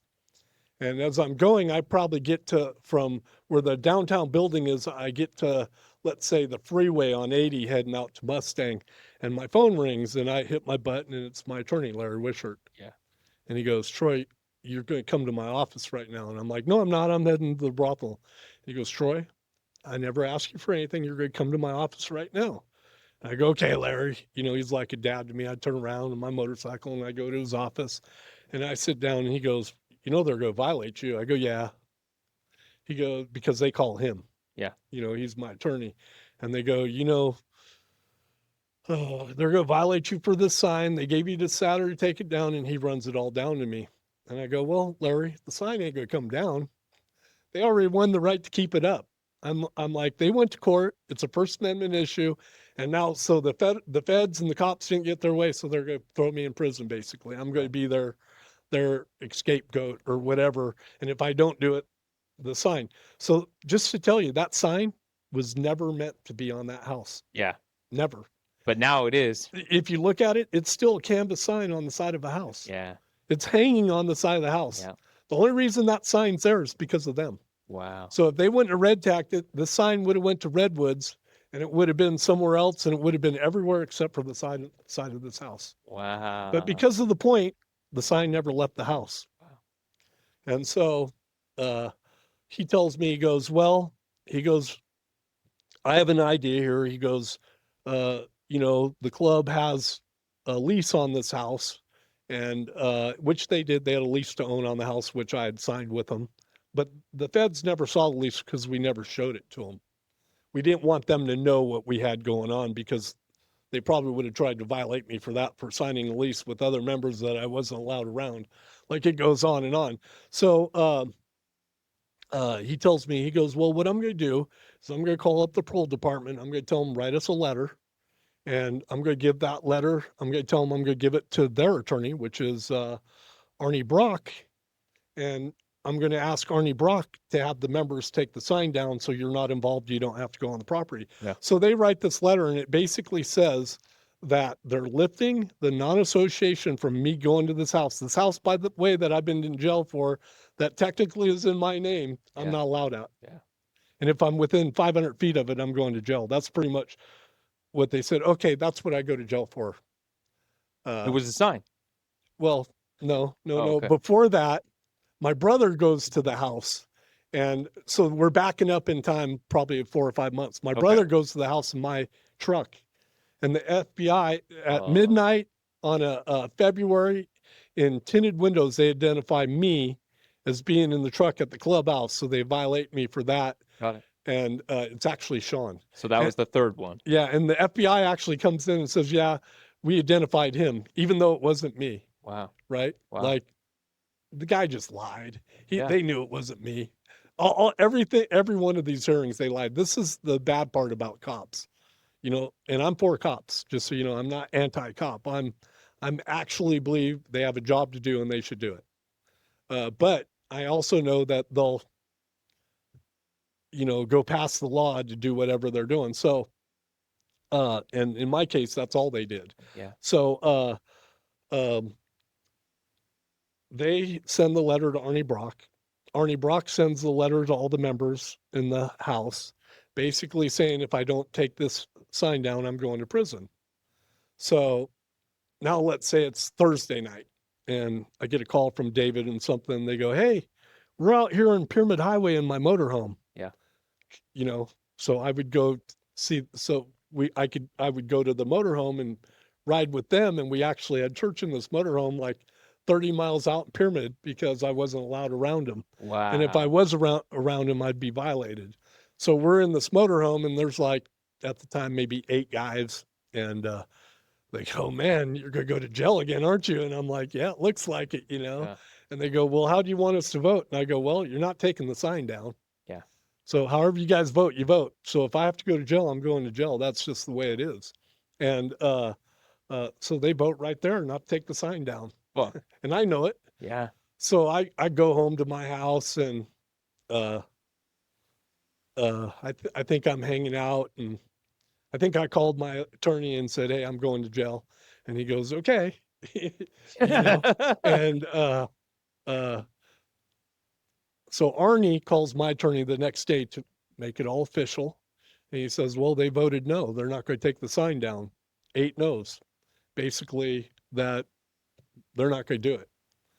So my attorney calls him up, basically says, hey, they're not going to do it. Their attorney said, this is the only time they didn't violate me. The only time they did not send me to jail over it, because they knew, once again, that they were on the wrong side of this. And then shortly thereafter, I win this case. But I do want to throw in one other little thing. So when I originally sit next to this John Lawhead, and he puts this paper in front of me, and Sean will tell you this, Sean would just sit next to me and go like this. Well, yeah, he's just Like, yeah, he's like, do what they want, man. yeah, you know? like my brother's not going to back down on anything, Yeah. right? And I wouldn't. yeah. And I go, well, let me explain it to you kind of this way. And John Lawhead's sitting there. I go, I have this warehouse over on Gregg Street that I own. And I go, we have this district attorney named Gammick. And I go, he's a piece of shit, right? And I'm talking to the cops. And when I say it, they look at me like, Yeah. you can see all their eyes Yeah. just get really big. Yeah. I go, one day I go to my warehouse and one of my tenants has a sign, reelect Gammick. And the guy's a piece of shit. I go, but, I think at first I think, well, he should take that sign off the property because I own it. But then I think about it. He has a lease. He has the legal right to put it there. Right. There's nothing I could do. So I let it go. And they're just looking at me like, how dare you talk about him? I go, yeah, that fucking piece of shit. And I'm going on and on. And they're just looking at me. Yeah. And I go, so, I don't take the sign down. I go, isn't this kind of the same thing? Yeah. And you could just see him like boiling, right? This John Lawhead, I don't think anyone had ever said him no. He was like 55, wore like $1,000 suit, had perfect everything, and you could just see his ears just like go red and like start to wiggle a little bit. I was like, okay, I'll see you. And I left. And That brings a really important point, is I don't have to fucking agree with half of the things that people say. You know what I mean? yeah, But goddamn it, is it great that they have the right to fucking say it? right. Because I think about clubs in other countries that you can't wear a patch now, Right. but they have freedom. Right. They don't really. No, they don't have freedom. You can't wear your fucking if patch. if you can't be yourself, then you don't have freedom. Yeah. I think freedom of expression is probably the number one Yeah. constitutional law we have in this world. And it's just like all these rioters and all these people, like, I don't believe you can riot, but I Right. do believe you have the right to protest, Absolutely. as long as you're not tearing up someone's property. Right. I do believe they have the right to express themselves. And, Yeah. if they're gay, I believe they have the right to be gay. I just Yeah. don't think they should be naked in front of children. Agreed. I mean, I think there are some Common things that sense happen fucking in shit. there. Right. Yeah. But, Yeah, one of the first things I did as a prospect, I had made, I was still prospecting out of Sacramento, and we had the riots downtown, and we didn't go down there in opposition to fucking anything. no. And that's what's so funny, is because there was so many news articles about us. Yeah. And there was taking pictures of us. Yeah, they and thought there we was- were against Black Lives Matter. We had black people Yeah. that were in black clubs that Yeah. agreed with them. Right. You know what I mean? And there Right. was black clubs that were with us that Well, we had every Uh, nationality club there. everybody there. And half of the Indian. people in this agreed that maybe that they agreed with what they were protesting. sure. We were down there because we We had didn't friends, want them businesses to destroy our property down anymore. there that we support. And I had that Yeah. conversation with the girl from Black Lives Matter, and I liked her. I thought Yeah. she was a really nice girl. The only disagreement we had was what she called her voice. Yeah. And her voice was, well, that's how we get our voice out, by tearing stuff out. And I go, well, that's not how voice works. I go, the way your voice works is you take all those people and you go in that building right across there. You all have 3 minutes, and man, you have 1,000 people. 1,000 of you stood up and talked for 3 minutes. What do you think that city council would think? Well, they don't listen to us. Well, they don't listen to us either, but that's what we do. Yeah. That's how we do it. We don't go destroy someone's property in order to get a voice out there. And that was our only difference. Yeah. And then, of course, when me and her were talking, you could see the actual Antifa members across the way. And they were all the way on the other side wearing black masks, black hats, black backpacks, black shoes. And I pointed at them. And I told a member, and she saw me, and you could see someone run off and go talk to them. And 2 minutes later, they're gone. Wow. I go, watch them. I go, they're the ones we need to watch. Because I told her, I go, look, We were right there in front of Antique Angel. Yeah. I don't know if you guys know her, but she's been marrying people there for 50 years. She Yeah. lives right One of there. the oldest wedding shops. Yeah, she around. has windows going all over. They smashed all her windows before that. Yeah. And the reason we actually end up going down there is because of her. Because what happens, We were right in front of there. I go to deliver her some flowers Right. after it happened, and she was in this room crying. Yeah. That Just building hollering. is also very famous. Marilyn Monroe shot a movie Right. right there. And she God. was telling me how they were coming back to smash her place again, Yeah. and she was scared. And I go, well, I'm not going to let that happen. Yeah. And that's how that whole thing started. Yeah. We weren't going to let them destroy our friend's property. Right. And so when we lined up, we started in front of her place and we went all the way down. But we had a crowd. Yeah. And tell you what, they didn't riot, did they? No, they did. You know, And we were not there in opposition. no. It's and I 100% agree with their right to protest. You know Yeah, what I mean? I told her, you Yeah. guys, hey, what you're doing there, great. You should, you know? We might not agree with everything you say, but Yeah. I agree. I have that same right. You have Sure. the same right. Everyone has the same right. You can wear what you want. You can be who you want. You can Yeah. do what you want. You just can't destroy our friend's property. That's it. That's what it came down to. Yeah. And what gets me about that whole thing is the city, Shivi, the mayor, and the police should have been on that same point. Yeah. They should have been like, hey, look, you guys could do all this. Instead, they're like, oh, no, just let them tear it apart. Let They them were go. everybody's worried about, getting fired. And And I mean, it- police departments are getting rolled And up. that's why, and- hey, you guys got a job. You guys got a job to protect these people. You should sure. fucking be protecting them. For sure. Yeah. Yeah.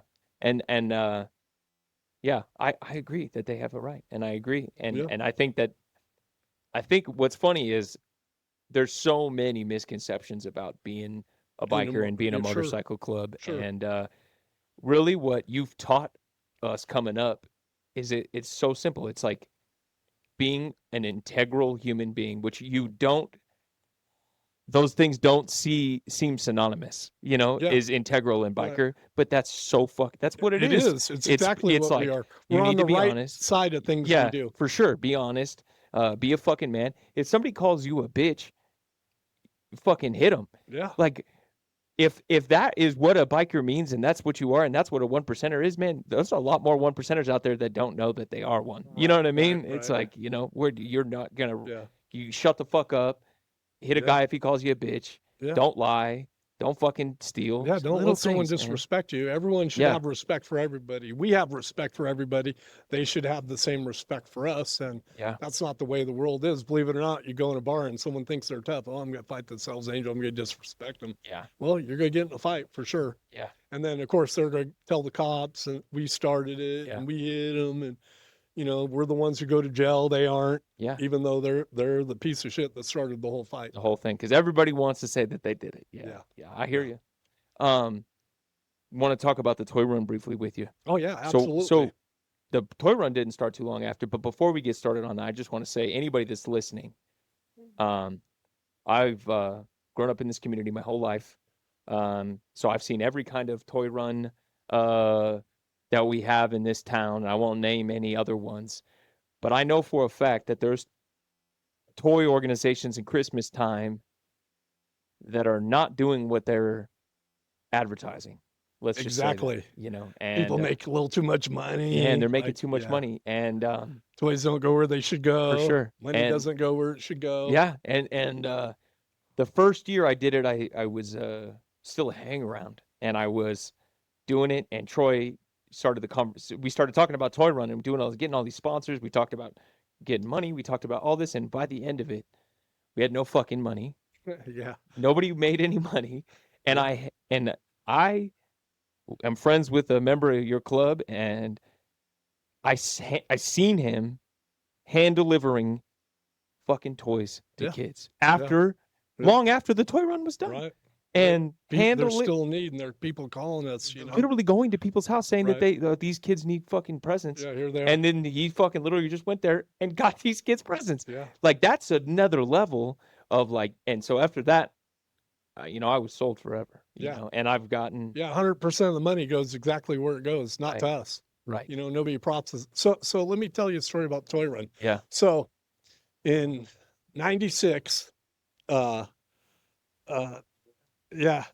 So the Toy Run was already going, right? Right. These two gentlemen run it. One was called Steelhead, and they were old bikers. And, they were ornery old guys who had things going on. Well, anyways, I went to the toy run the first time.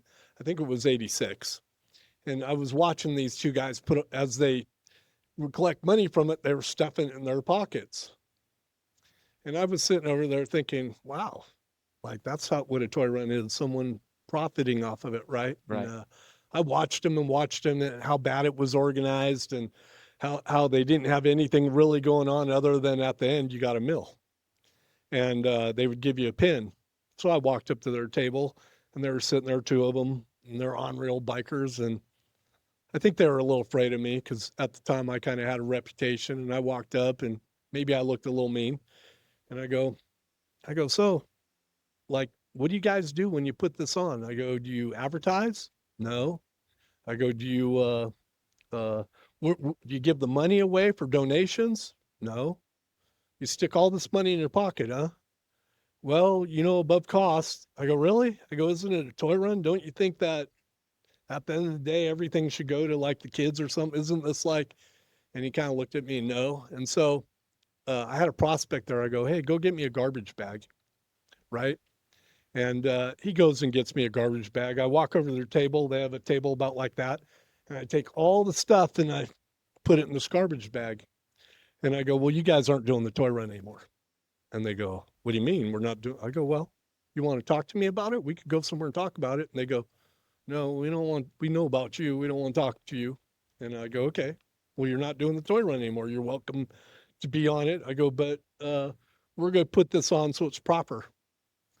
And that's how we take over the toy run. Yeah. Pretty much. I kind of went in and thugged it a little bit, Yeah. but I did it for the right For purposes. the right fucking reason. Right. Yeah. And then the next year we held it proper. We got the whole COC involved. Yeah. At the time I was the chair of the COC and a lot of people were like, "Oh, this should be a Hell's Angel event. The Hell's Angels should do it." And I go, "No. I don't think this should be a Hell's Angel event. I think this should be a community event. So I think it should be the COC's toy run because we're the community. And Yeah. from there on, we put on the toy run and we've made sure that Yeah. all the money's been donated. We've made Yeah. sure that all the toys go to kids that need toys, not with people with money Right. that are too lazy to go buy toys. So they want our toys. Like we really took it and we flipped it on its end. And today it's grown to be this massive thing where we donate 100,000 to local charities. We're a 501c3. We're distributing thousands of toys. We could fill a room like this with toys, right? That's right. And this is a pretty big room, and we take care of all these families, and we do a really good job, right? Yeah. So since '86, I've put on the toy run with the COC, and we've just organized it and organized it. So did you ever hear the story about the cops trying to steal it from us? No. So Whoa. So the next year we put it on, and it was a pretty good event. We had, I want to say we had about, it went from maybe 150 bikes to about 1,200 bikes because we advertised it. We got the COC involved, so we have the whole biker community involved. And we put it on one year, and then we were at the Elks Lodge, and I told them, I go, okay, we're going to do this toy run again next year. Well, it got to be about 4 months before or 3 months before the toy run, and the guy at the Elks calls me up and he goes, hey, the cops have rented this place to do the toy run on the same day. Of course they did. Right. And Yeah. I was like, oh, so they're going to gangster it from me, right? And I forget the cop, but he was a Blue Knight. And Yeah. I want to say he was a highway patrol. And I'll think of it. I'm friends with him today. Wasn't too friendly with him then. And I called him up. I go, what do you guys think you're doing? And they go, oh, we're going to put on this toy run from now on. Yeah. It'd be better if we did it. And I go, well, that's not happening. Yeah. And so I went to the COC. I go, we're going to pre-sell tickets for this toy run. That's where the pre-sell tickets came in. And we pre-sold about 900 tickets like within a month Wow. right then. So this is about 3 months out. So let's say 90 days out, 30 days out, we pre-sold like 900 tickets. And the cop, he had bought the pins and he had bought something else. He spent about $1,800, maybe $2,500. Yeah. And so he called me up and he goes, well, obviously we're not going to sell any tickets. He goes, you guys obviously Yeah. took that away. I go, yeah. He goes, so maybe we'll make a deal and you could buy the pins I bought and this and that. I go, well, maybe. Yeah. I go, we'll see. I go, because we bought pins too. So I don't know that we need your pins, but maybe we could sell them and we'll see. So the day of the event, and by the way, Bob Cashell was the mayor, and we were starting it at the Alamo, and Bob Cashell was there, and he was riding in our parade. Well, when we get there, all these cops are lined up, and they decide that they're going to ride in front of this parade. So I think it was me and a lieutenant. We're out kind of in the middle of the road, and I tell him, I go, look, you guys aren't riding in front of us. I don't know what you guys think, but you guys know that we ride in front. Everyone rides. You're welcome to get in the back of the pack, all Yeah. of you. Yeah. I go, but none of you. And this is the Blue Knights. Okay. And the guy kind of argues with me. I go, well, we could get it on right now, me and you. Let's get it on in front of everyone. He looks at me and he looks at all the people behind me and he looks at all the cops on the other side and he goes, yeah, you're right. It's your toy run. And Wow. they all turn around and they walk away. All the Wow. cops. There's probably 30 or 40 of them there. Wow. But they knew I was someone not to be messed with. Like Wow. I had no problem hitting the cop right then and there. Because to me, it was kind of like a push or shove thing. So, some laws need to be broken, that thing. Well, that was one of them. We were going to break some laws right then and there because what they were doing was wrong. We had this thing going. So we led the toy run and they never bothered us again. But anyways, Wow. he had all his pins and everything. He came over and gave them to me. Wow. And he goes, hey, and he gave me the receipts for him. And when he gave it to me all, I put it in my pocket and I took all the stuff and I had a prospect take it away. I go, by the way, just so you know, I'm going to spank your wallet right now. I go, I'm not going to give you a fucking penny. I go, you're not getting anything out of us. And that's going to be your lesson learned. Wow. I go, since I didn't get the chance to whoop your ass right here, because I did want to whoop his ass, I go, I'm going to spank your wallet. And I never paid him for one thing and we took everything he had. Wow. And all the cops sat there and watched it. And Well, there's nothing they could do about it, right? Yeah. And I go, that's your lesson. It's been pretty peaceful the last 23 years, except for some Yeah. silly things here and there. But Right. you know what It's I mean? been really But peaceful. yeah, it's been a very Peaceful event. peaceful event, and it has benefited the community greatly. And we man. do a great job on it. Yeah. It's a biker thing. It's Yeah. not a cop thing. Never should have been a cop thing. Right. Should always be a biker thing, and that's what it is, and that's what it's going to remain. Yeah. And it's not like my charter actually owns the rights to the Reno Toy Run. Got it. And what we do every year, for very cheap, we resell it to the or sublease it to the Reno Toy Run. Yeah. And we do that just to make sure it always stays that way. I got to tell you, there was this one time I was at a meeting, and I go to probably 3 meetings a week, right? And I meet every kind of I meet literally the richest, most famous people from this Sure. town are sober, and the lowest of the low, Sure. broken, homeless.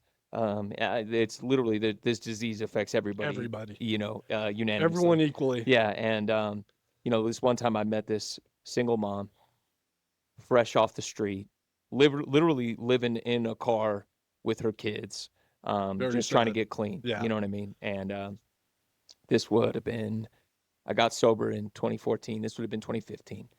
And this is before I even had a motorcycle. I Right. got into motorcycles because I got sober, believe Right. it or not. And she shared at a meeting that she was devastated. She couldn't get presents for her kids, and she was sober.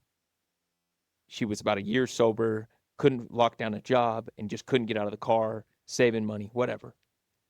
And there was another guy in another club who was sober, heard about this, and saved this woman's Christmas. Sure.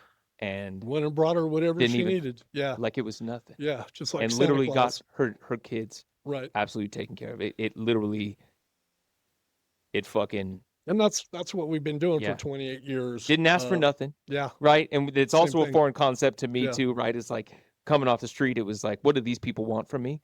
They didn't want nothing. Nothing. Nothing. It Nothing. was crazy. Right. And she just, and now that woman is a business owner here in town. She is makes more money than me, man. She's Right great, on, right and on.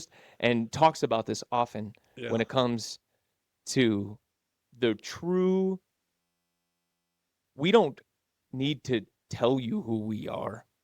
Right. We're gonna fucking show you who We're gonna we show are. you. Right. And Lead by example. exactly. So we don't talk about it. We just do it. Right. You know. And if anybody ever has any judgment about anything, because you know what, there's bad eggs among us, man. There's nut jobs among us, just like any fucking group. Yeah. We're not organized, believe it or not. You know, Yeah. president just means you have a job. It doesn't mean you're the shot caller. You know, and fucking, ask that lady what we did for her back in 2015. Sure. And And there's a you lot know, of people like that out there. Yeah. And sometimes you're just down on your luck, right? yeah, It's happened to me before. It's happened to everyone. right, And if you tell me you've never been down on your luck, and I'm not talking about in prison, that never bothered me. right, But I'm talking about I've been in Yeah. situations where I lost things and was Yeah. down on my luck and yeah, kind of living yeah.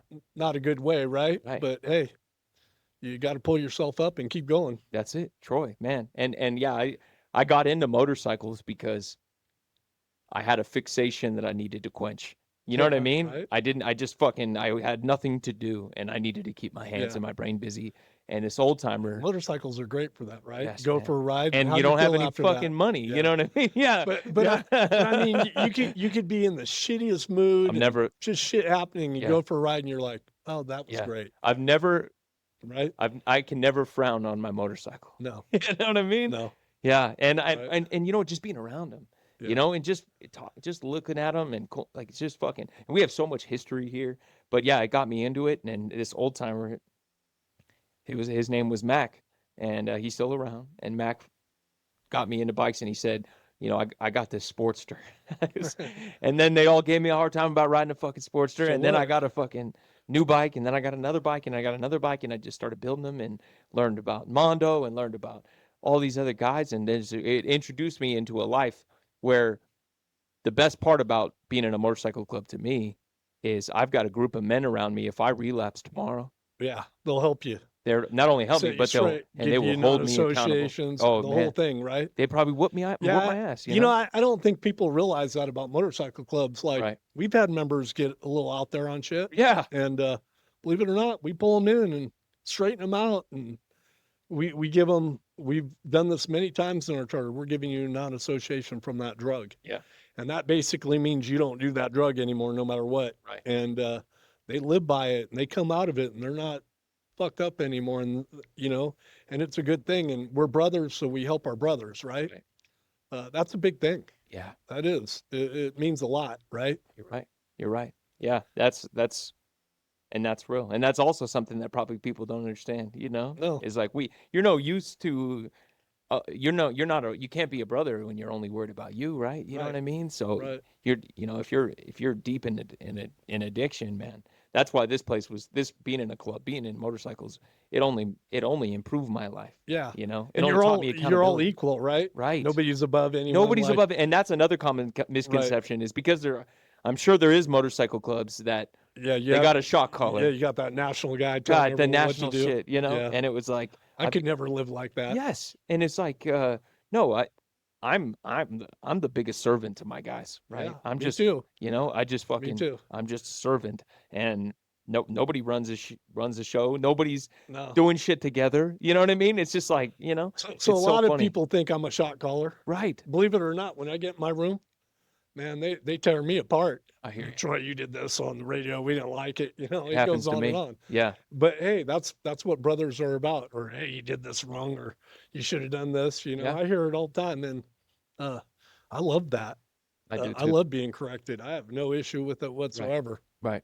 Yeah, because it's just you're an honest, integral person. Yeah, man. it's your brothers. That's your And Yeah, and I've been told, and I know, and that's the other thing I learned is if I've got a group of dudes that I absolutely love telling me I'm wrong, yeah, I guess I'm probably fucking wrong. probably You know what wrong. I mean? And that's a humbling thing, Yeah. because I think I know what I'm doing, but really it's just yeah, they see something bad in it, Yeah. and they're probably right about it because they have, many minds compared to your one. right. I've always said 5 minds together is better than one, Yeah. and we are. Yeah, it's a group conscious, Sure. and the group conscious thing is important to me. Yeah. And you've probably seen, hundreds of clubs come and go from Northern Nevada. At least over 100. Yeah, Probably. and I've seen lots in just the few years I've been around, and man, the common theme amongst those clubs is that there's one guy who thinks it's his will over everyone else. Yeah, man. he's running it. Yeah. Yeah, And the ones that I love and respect, yeah, for sure. And the ones that I love and respect that are around that have stood the test of time is a group conscious kind of Yeah. thing, man. And it's dudes that are integral, and it's dudes that fucking will call you on your shit, and it's dudes that it's always the club above the individual, Right. and those are all things that I think that at least we've tried to live by in this club with your Right, guidance. right. And when we were coming, we listened to what you said. You Right. said, "Hey, if you want to make this club work, you do this," and that's what we fucking did, and Yeah. it worked. And that's the thing. Like, when I first came around, everyone said, "Well, Sonny tells you to do, you all do it." And I was like, "No, it's not the way it works." Yeah. I've been in OMs where he came up with something. We're all like, "Fuck you," Not saying we didn't respect Yeah, him, you love him. Yeah, just didn't like his He's just idea wrong. on that. Yeah. And same with me. Yeah. I might be a well listened to person in my whole club because of things I've done, but overall, I'm just one man, one vote. Right. So if I go in a room and I have an idea, hey, there's 11 guys that are there, pretty much tell me, Yeah. sorry, Troy, Yeah. you're going down the wrong path. I got to see You your FXR up in Idaho. Oh yeah, Yeah, Shane was showing me. Yeah. looking good. It was. I've seen a picture of it. the head. I think when I saw it, the Evo was out. Is it back? Is it It's finished in yet? now. Is No, it? they're down to the wiring harness. Yeah. That So thing's nasty. Once they get that in it, it's done. Yeah. Right. So I have 270,000 miles on that motorcycle. So was that your Prospect FXR? Yep. That's why it's so sentimental. Yeah. Wow. I love that bike. It's pretty. Yeah. It's so pretty. Yeah, it was man up there. You guys all have great bikes. Yeah. That's the other thing people don't understand is we're all just motorcycle enthusiasts and we just like building cool shit. You know what I And mean? we like riding. We Right? like riding motorcycles. Yeah. When I tell people I have that many miles on a bike, they're like, "Really?" I Yeah. go, "Yeah, but there's more bikes Yeah. that have miles on." But I'm just telling. Yeah. So in 30 years, I don't own a car. I pretty much own a motorcycle, and I Yeah. pretty much ride everywhere I go. And I know that. Unless I'm at work and have to drive a van, I Right. ride a motorcycle, and that's just that. And Yeah. in the winter, snow, I don't care. I ride a motorcycle. I'm on it every day. Riding snow as well. That's Yeah. what that rocker is right there. Oh, being It- in the snow. It's below freezing pack rides. You know what I mean? So our club has one of that. It's called Frozen Few. Frozen Few, but you Yeah. got to go to Alaska and ride in Alaska in the snow first, That's where it's like 14 below. yeah. I've seen those. The guy with the have you Yeah. seen the guy with the swing arm? Mhm. That thing's so Well, they have to sick. put a swing on. It's 12 inches of snow, 14 inches of Yeah. crap. So they put a little swing arm on it, Yeah. so they can kind of, don't go down. They can lean more to one side. I But love yeah, that. I and love then that. if you go up there and ride around, you could get your Frozen Few tag. Fuck. But believe me, you're frozen when you're done. That's some cold ass riding. Yeah, fuck. It makes Reno and Donner look like it's nothing. right. Yeah. And then the sun doesn't come up there either, No. Yeah. No. Yeah. Go ahead. Ridiculous. I flew into Fairbanks and it was negative 40. Yeah, Yeah. Miserable. But you know what? Alaska's still It's more like up- that when they do that run in March. Oh, they do that run in March? I believe so. Wow. It's March or April. So the But worst. yeah, it's cold. Yeah. Very cold. I'd rather do Alaska than I would. It might get a high of maybe, 5 in the day. Yeah. Uh, Without Yeah. the sun coming up. Yeah. Yeah. That's just crazy. but most of the time it's like below, yeah. anywhere from 5 to 30, 40, whatever it is. That's Yeah. it. Yeah. No. You go out there, it's almost, you got to wear a lot of layers, man. Let me tell you, Yeah. a lot of layers. So you're getting that back this year sometime? Well, I'm supposed to get it back. I talked to Shane. I want to say in the next couple weeks. Yeah. I'm supposed to get it back. I was hoping to have it back for the thing we did over here for Street Vibes, Robert's thing. I wanted to enter in that. Yeah. That was my goal. Yeah. Right? Right. The bike contest. Yeah. And so even though I want to ride the bike all the time, I do want to enter in contests. Yep. We're proud of our motorcycles, right? Yeah. Like, that's the other thing I think people really don't understand how much we like our motorcycles. Yeah. Yeah. Yeah. That was one of the coolest shows we've ever done. Right. And it was like when we got there, it was like I didn't know what to expect because I did the other show in the springtime, and Mondo came, but this time Mondo was like, "This is how we're doing it this time," and I was like, "You got it, man." That was so cool. Just And Mondo knows how to do a show. yo, he Like, did it all. He had he's everything. the Yeah. grandfather of that stuff, right? Right. When it comes down to it, I doubt anyone's been doing it as long and as well as he has. Yeah. And Right. you know, and that's what's cool too about Mondo is you know his bikes. Yeah. You know, he's got a unique. Yeah, he's got pan heads, shovel heads, choppers, Yeah. twisted, whatever. Yeah. Even metrics. Yeah. They're badass. And the Yeah. metrics were sick. You know. I mean, so when I was a kid, my stepfather had an old 62 panhead, and he's with the banana seat with the With the bar on the springs? back, and with Yeah. the springs, and he'd ride me around, and I thought it was the greatest. But when I started really riding, Yeah. I thought, man, these are uncomfortable. Yeah. See, that's what I said because I love the choppers, man. I love them. But nothing beats And 3 nice, brakes and Right. 4 shocks. You know what I'm saying? yeah, and oil not all over. And everything. yeah, man. I know. I sound like a heathen saying that, but I agree. I sure love having brakes in shocks, man. Well, and your back's know, probably a little better That's for it. it, right? Yeah, yeah, yeah, That old hardtail, holy shit! You hit a bump and you're like, ugh, yeah. you know. But they're sure cool to look at, man. That's that, and they are fun to ride. They're good. They're a great second bike. Yeah. Yeah, or bar hopper. Or bar hopper. I would call yeah. them a bar hopper. Like, to me, you got road glides, you got FXRs. The only way I'd ride a bike like that if I was going from here to there. Yep. I'm done. Yep. Everything else you can go 12 hours and you're good. Yep. Yep. You could ride 12 hours straight, you get off and you still have some energy. On those, you ride an hour, you're beat. Yeah, that's Your real. body's done. Yeah, you're toast. All the vibration and everything, you're just like, Yeah. you Yeah. know. Yeah. Even going from the Dyna to the Softail was Yeah. was a game changer for me. Right. That Dyna was sure nice though. Right. But well, Troy, I really appreciate you coming on, man. Like I said, you fucking got our vote. You got Yeah, my we didn't mom's talk Democrat much vote. about the COC much, huh? Oh yeah, yeah. Started that and how we did it. But No, hey, yeah. maybe another day. No, we would love to have you back on. Like, but yeah, the one thing about me, I could tell stories probably for about 40 hours. I know. and not And be still done. not even get it Yeah. out. Yeah. Well, I do want to talk about the COC now that you mention it. I do want to talk about that. I do want to talk about the fact that I want you guys to think of COC like a union Yeah.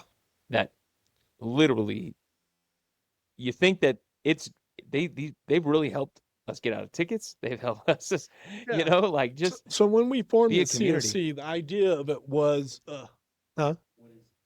it's Confederation of Northern Nevada Clubs. Confederation of Clubs. Yep. So it's where all the motorcycle clubs get together and they kind of have meetings. But the real idea of the COC was, because the cops are so ridiculous on us, was it's for profile- biker rights. It's profiling. We would just- yeah. fight. We would come together. We'd talk about our grievances against them, and we'd figure out how we were going to defend ourselves against them. Because in the early days when we first started, in a month I'd probably get 30 tickets or pulled over 30, 40 times, and Right. out of those, probably only 10 of them were actually tickets. The rest were like no blinker, cross a line, like they're just. Well, I saw you touch the line, so I'm giving you a ticket. Yeah. I didn't touch the line. Yeah. Just pull you over to search you and do Yeah. this or that. So that's why we originally formed the COCs, was for biker rights. And then we just developed that into being biker rights and everything for the bikers and or for the community. Yeah. Even to the point where we're almost, not quite, but we're almost a vote. We could vote. We can pull a lot of votes. So if you're someone we don't like, we could easily put 10,000 people to vote against you in Northern Nevada. Right. And People like don't you know said, this is we a biker town. all don't agree on things, but we Right. do agree when someone like Alexis Hill wants to label us as Nazis, and we're not Nazis. Everyone in the biker community will not vote for her ever. Right. And now she's running for governor? She's going to have a good luck, because there's not going to be a biker in the state that will vote for her, in Las Vegas too. Right. Right. Right. Yeah. And what's crazy is, from hearing those stories, which when I wasn't even around in a club, I know it's gotten better as far as the profiling goes. It's gotten a lot better. And I know it has. We went from getting letters from the cops. The gang letters. Gang letters, Yeah. basically saying if we see you, we're gonna arrest you, pull Right. you over, You're gang and affiliated. get now. like I said, I would get pulled over minimum Yeah. 25 to 35 times a month, Yeah. minimum, and none of them for something wrong, and that went on for 2 years. I mean, we'd get tackled off our motorcycle sitting at a stoplight. Right. It went on and Well, on and then on. coming from other places, like I've got multiple charters in California.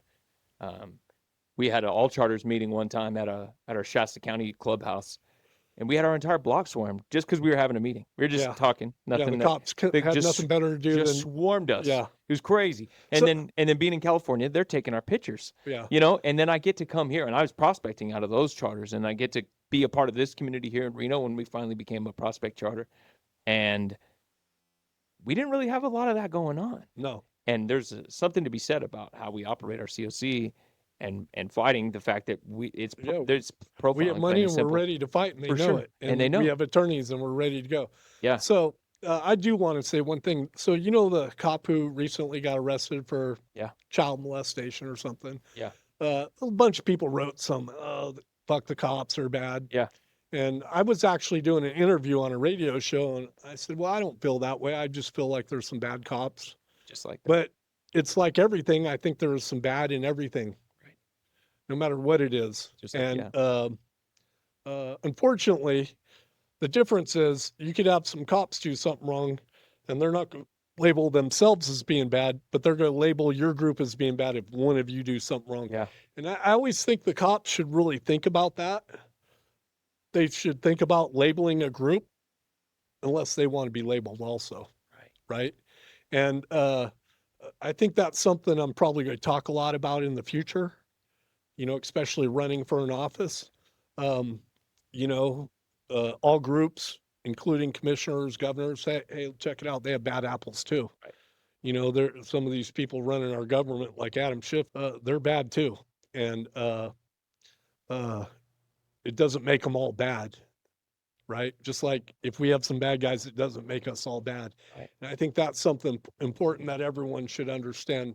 You know, and I'm not saying we're not the Hells Angels and we're about taking care of whatever we got to take care of. We might be a little more adverse than most people because we believe that a law could be wrong, and therefore we're going to fight it like I have done my whole life. Right. But we're not a criminal organization, and we shouldn't be labeled as one. Right. And that doesn't mean, and that's because there's 100%. I'm a biker, and I hate being labeled as anything other than just a motorcycle enthusiast. There's one there. You want to call us outlaws? Go ahead. Yeah, I don't have a problem with that. Yeah. Don't call us a gang. For sure. We're not a But see, gang. that's what's funny is like, I know a lot of cops that if somebody went up to them and said, "You're a fucking bitch," he'd probably hit them too. Yeah. So man, maybe we're more. I would hope so. Yeah. I would I hope was so. like, maybe we're not Right. all that dissimilar. you know? Yeah, I would hope that people are men and they don't let anyone walk over them. Yeah, that's it. Well, Troy, happy Yeah, fucking thank you. birthday. I appreciate Happy it. fucking birthday. Anytime. And again, you just all the wisdom that you shared has really shaped I at appreciate least that. this generation, because I've grown up with guys in your club, looking up to them long before I was in this, and Right. then they joined. You know what I mean? And you know what guys I'm talking about. I And look up to them. yeah, and you know, it's crazy that it's crazy the impact, the history, and the things that you went through, so we didn't have to. Right? And it's truly known. So Yeah, thank you, Troy, yeah. for being here. Appreciate it. Thank you. Happy birthday. Thanks for having me on. Yeah. Appreciate it.